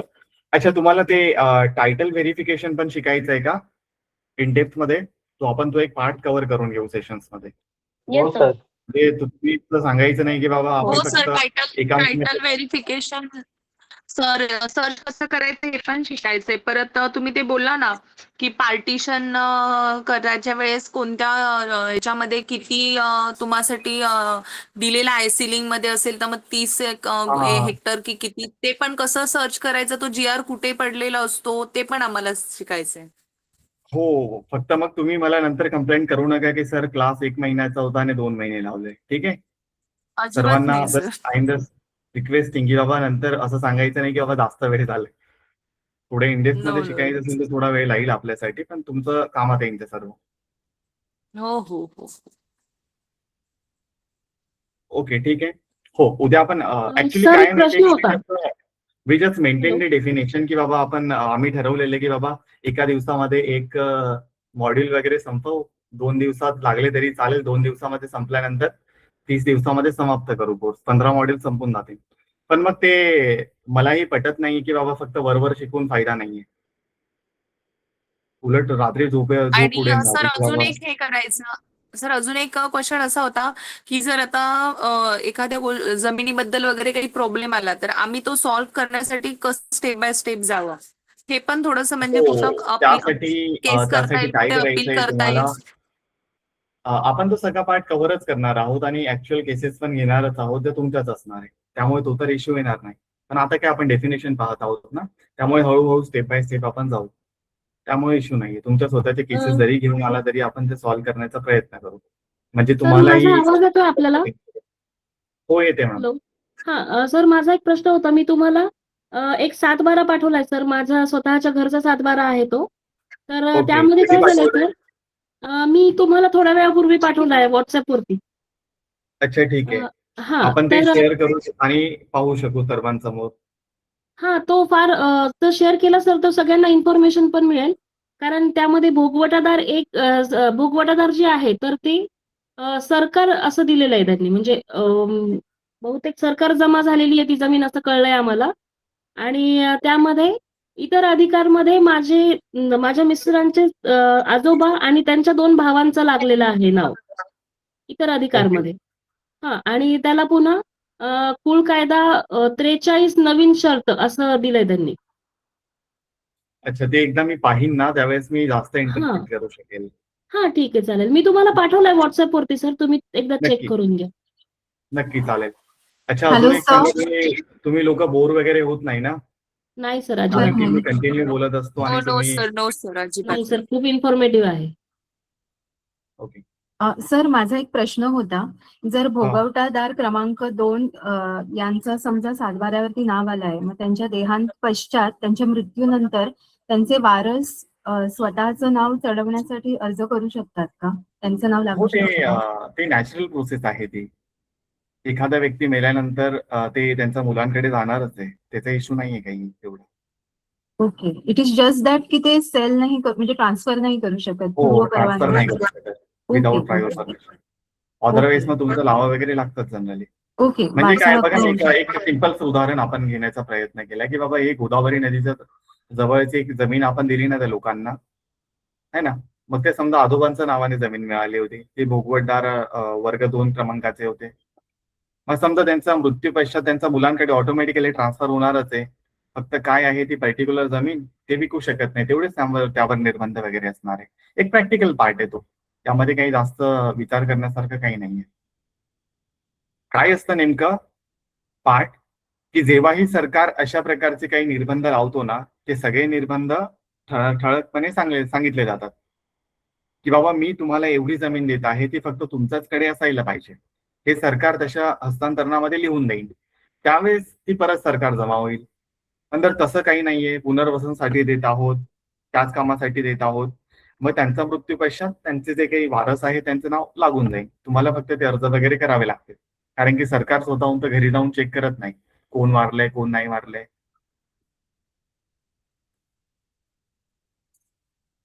Do anyone have any question regarding the same? Sir ji ji ji. Sir award म्हणजे काय? अवॉर्ड हा अवॉर्ड म्हणजे ना 2 प्रकार बघायचे. बघा, अवॉर्ड म्हणजे काय असणार आहे, तुम्ही कोणत्या केस बद्दल बोलत आहात ते सांगा. कारण की मी तुम्हाला अवॉर्ड म्हणजे लोक अदालत बद्दलही सांगू शकतो, अवॉर्ड म्हणजे आर्बिट्रेशन ऍक्ट बद्दलही सांगू शकतो. तुम्ही कोणत्या केस बद्दल बोलत आहात? सर भूसंपादनाविषयी. अच्छा, भूसंपादनाविषयी. अच्छा, तो अवॉर्ड म्हणजे काय असणार आहे नेमकं माहितीये का भूसंपादनाच्या पार्टमध्ये सुद्धा? तर it is a kind of order only. जसं की सगळी चौकशी झाल्यानंतर किंवा एखादी केस संपल्यानंतर जसं जजमेंट वगैरे पारित होतं ना, जसं नॉर्मल केसेसमध्ये त्याला जजमेंट म्हणत असतो आपण, की बाबा सगळ्यांची सुनवाई झाली आहे आणि नंतर जे फळ मिळते, जजमेंट मिळते, न्याय निर्णय झाला आपण म्हणतो, त्याला आपण जजमेंट म्हणतो सामान्य भाषेमध्ये. आणि त्याच सिच्युएशन मध्ये जेव्हा आपण आर्बिट्रेशन पार्टमध्ये जातो किंवा लोक अदालतमध्ये जातो, त्याला अवॉर्ड म्हणत असतो. आणि अवॉर्डच्या पार्टमध्ये किंवा तुम्ही जे जमीन हस्तांतरणाचा पार्टच्या अवॉर्ड मध्ये बोलत आहात ना, त्या सिच्युएशन मध्ये सुद्धा कोणत्या व्यक्तीला काय मिळावं त्याबद्दल म्हटलेलं असणार आहे. आणि त्या संदर्भामध्ये सहसा अपील वगैरे होत नाही. आणि अपील जर करायची असेल तर एकच मुद्द्यावर अपील होते, जर तुम्हाला व्यवस्थितपणे ते कम्पेन्सेशन तुमचं फेअर ऐकून न घेता, तुम्हाला योग्य ती संधी न देता, तर तशा प्रकारचा अवॉर्ड पास होत असेल, तशा प्रकारचा तो ऑर्डर किंवा जो निर्णय येणं देत असेल, तरच तुम्ही जाऊ शकता अपीलवाल्या पार्टमध्ये, की बाबा तुम्हाला सांगत असेल की बाबा आम्हाला कम्पेन्सेशन पूर्ण मिळालं नाहीये, ब्ला ब्ला. मग त्यावेळेस सांगू शकतो आपण. असं सामान्य भाषेमध्ये सांगायचं झालं तर तो अंतिम निर्णय सांगू शकू आपण, किंवा त्या व्यक्तींनी, त्या कमिटीने दिलेला निर्णय ज्यामध्ये त्या व्यक्तींना काहीतरी कम्पेन्सेशन मिळत आहे किंवा त्याच्या मोबदल्यामध्ये काही दुसरीकडे जमिनी मिळत असेल, त्याला आपण अवॉर्ड म्हणू. सर मी संजय पडवा बोलतोय सर. सर तुमचा आवाज थोडासा कट होतोय, एक मिनिट. सर भोगवटादार 2 मध्ये टेलर्स डेट असते एक आपली. सेकंड, टेलर्स एक सेकंड मला इयरफोन लावू द्या. आय थिंक नेट इश्यू आहे माझ्याकडे.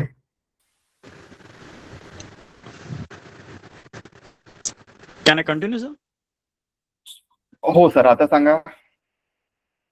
सर मगाशी 40-45 मिनिटं माझं हे गेलं, नेट नव्हता त्याच्यामुळे मला ऐकायला नव्हतं. तरी पण एक माझा क्वेश्चन होता की टेलर्स डेट असते आपली 1 एप्रिल. तुम्ही मगाशी म्हणत होता तेव्हा माझा हे कट झाला. 1 एप्रिल 1957. टेलर डेटच्या अगोदर जर 1947 जमीन असेल तर तेव्हा तहसीलदार मध्ये आपण फीज भरून त्यांचं आपण ती भोगवटादार 2च्या नावावर करू शकतो ना. भोगवटादार एक संबंध येत नाही कारण कुळ कायद्याखाली. सर माझा आवाज येतोय आपल्यास? अच्छा, तुमचा आवाज येते पण थोडासा कट होते. बघा, तुमचा प्रश्न मला एवढा समजला की एखादी जमीन 1947 ची असली आणि आपली जे टेलर रेट बद्दल बोलायचा प्रयत्न केला 1 एप्रिल जी काही 1957चा पार्ट आहे, मग ते 10 Yes, वर्ष sir. जुनी जी काही जमीन असेल ती तुम्ही तहसीलदार मध्ये चेक करून त्याचा रेकॉर्ड वगैरे काढून ती नंतर ट्रान्सफर करू शकतो का, हा अर्थ आहे का त्याचा? हो प्रश्न येस हाच सर. आहे तुमचा? ते विकत घेऊ शकतो. हा. सर, अशा कोणत्याही जमिनी असल्या ना तरी सुद्धा ते भोगवटादार 1 असेल तर ती 1च असणार आहे, 2 असेल तर 2च असणार आहे, डिपेंड करत असणार आहे. असं डिरेक्टली जमिनी ट्रान्सफर नाही होत जोपर्यंत गव्हर्नमेंट ऑफिशियल गॅजेट थ्रू ते करत नाहीये किंवा एखादा नवीन ऍक्ट वगैरे बनवून ते करत नाहीये. असं चेंज होत नाही सर आता.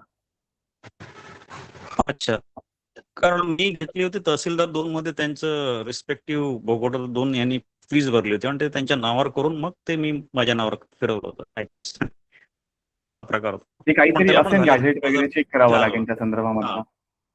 2004 ला केलं होतं ती ते. आधी सर ती जमीन असेल ना भोगवटदार वर्ग 2 जरी असली ना मग त्यावर असे काही जास्त निर्बंध नसेल. त्यामध्ये मग कुळ आपण कायदा एक होता. पार्ट कुळ लागला होता त्यांना. हा.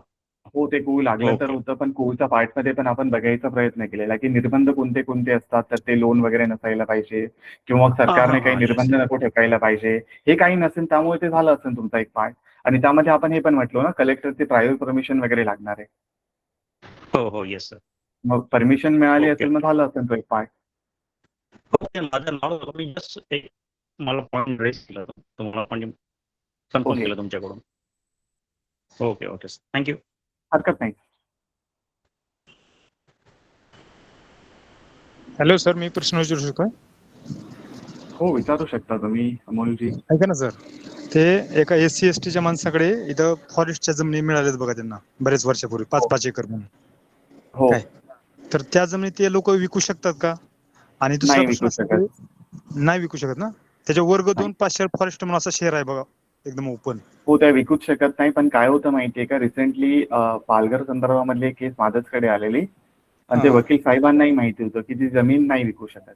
पण त्यांना फक्त अच्छा. क्लायंट हवा होता. मुंबईचा एक बिल्डर त्यांनी पकडला आणि तिथे पालघरला जाऊन जमीन घेऊन दिली त्याला. मग अरे एक बापरे. छोटंसं मंत्रालयामधून त्यांनी काहीतरी सेटिंग वगैरे लावलेली आणि त्या अधिकाऱ्यांना पैसे वगैरे दिलेले. ते पैसे वगैरे घेतले आणि त्यांनी त्या ठिकाणी जमिनी विकत घेतली. ऍक्च्युली ते अच्छा. काम माझ्याकडे ड्राफ्टच्या संदर्भामध्ये आलेलं की तुम्ही हा, सर हा. ड्राफ्ट वगैरे तयार करून द्या. पण ते आधीच इलिगल होतं त्यामुळे आम्ही काही त्यांना नकारच दिलेला. पण अच्छा त्यांनी अच्छा. करून घेतली असेल ती कुठून तरी. अच्छा.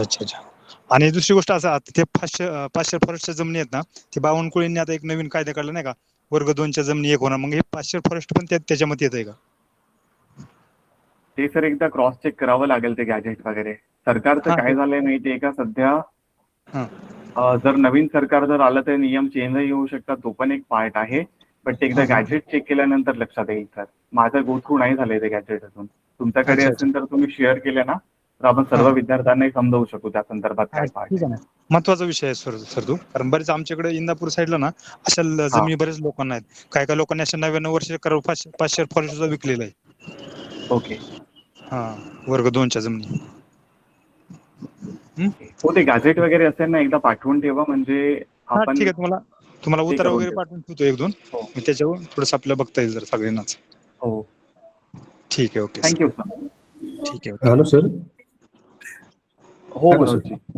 हो. सर, एक मला विचारायचं होतं, भूसंपादनची प्रक्रिया आहे जी विनामोबदला होऊ शकते का? भूसंपादनाची प्रक्रिया विना मोबदला त्यावेळेस होणार आहे की ती स्वतःची जमीन सरकारचीच असेल त्यावेळेसच होणार आहे. असं विना याच्यामध्ये कधी होतं माहितीये का, ज्यावेळेस त्या जमिनीचा अधिकार त्या व्यक्तींकडे नसतो त्या सिच्युएशन मध्ये ते एक होतं. या व्यतिरिक्त आता ते मी तुम्हाला- भूसंपादन कधी विना याच्याने होतं ज्यावेळेस एखादा आर्किओलॉजिकल सर्व्हे ऑफ इंडियाला ती जमीन हवी असेल किंवा एखाद्या जमिनीवर एखादी इमर्जन्सी सिच्युएशन आली त्यावेळेस ते इमर्जन्सी सिच्युएशन साठी होत असतं. पण नंतर सुद्धा त्यांना ते कम्पेन्सेशन वगैरे देण्यात येतं, फक्त काही एक्सेप्शनल सिच्युएशन मध्ये नाही देण्यात येत. पण तुम्ही जो प्रश्न विचारत आहात त्यामध्ये कोणती कंडिशन आहे ती एक्सप्लेन कराल तर अजून त्यावर वेगळे फॅक्ट निघू शकतील. कसली जमीन तुम्हाला तो फेरफार पाठवलाय हा. आणि त्याच्यात अशी तसा MOU उल्लेख लिहिली. आहे, विनामोबदला बक्षीसपत्र म्हणून. अच्छा, विना मोबदला बक्षीसपत्र. कारण हे हो सर, कोणी घेतले? बक्षीसपत्र आहे. कार्यकारी अभियंता राष्ट्रीय महामार्ग यांनी घेतले. हा. अच्छा, त्यांनी ते बक्षीसपत्र म्हणून घेतले, गिफ्ट डीड वगैरे करून घेतले. हो.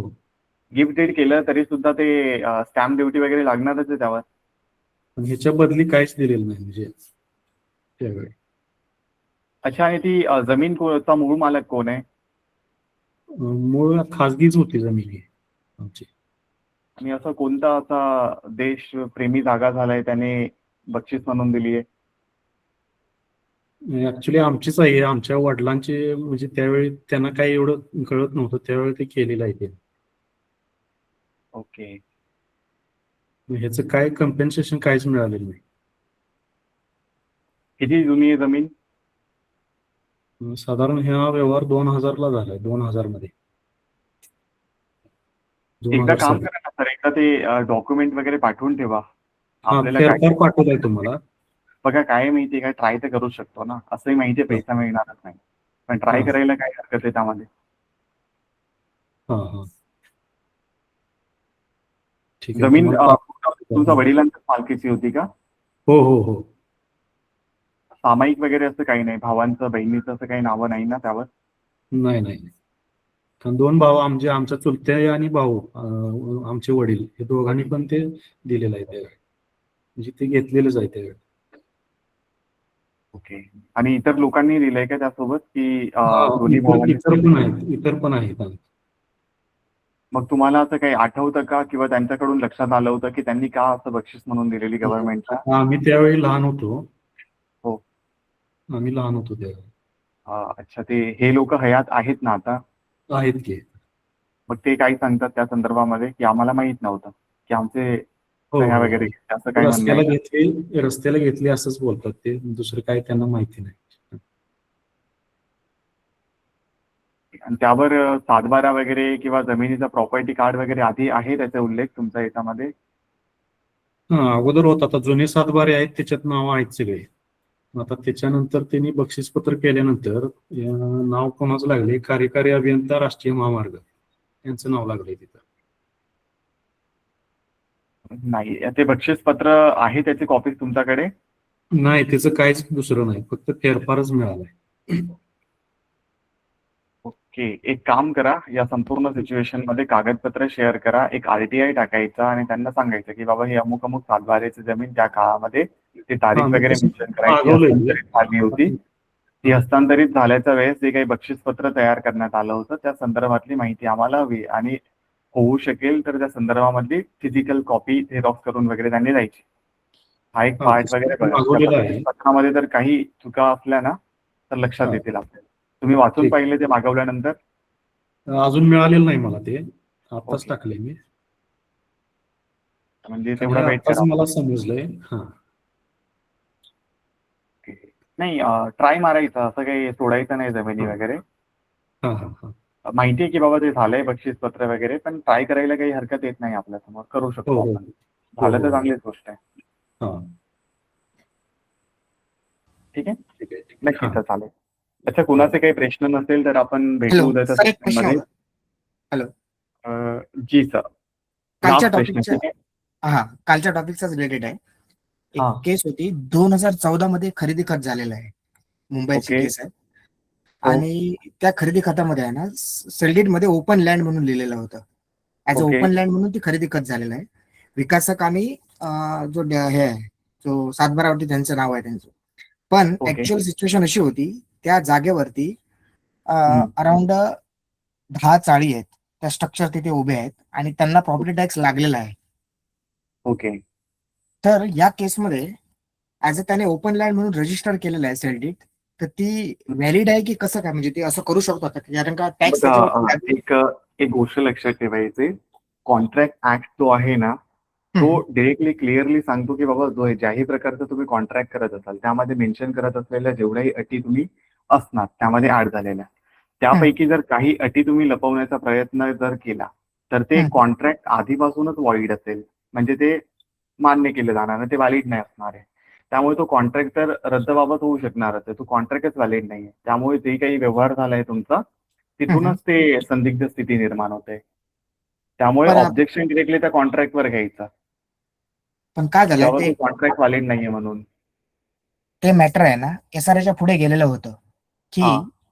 हे जे म्हणतात ना स्ट्रक्चर आहे ना, जे ओपन लँड म्हणून इथे तुम्हाला हा. दाखवलंय ती लँड, पण ह्याच्यावरती ऑलरेडी स्ट्रक्चर आहेत आणि त्याने त्याचा FSI घेतलेला होता त्या जागेचा. ओके.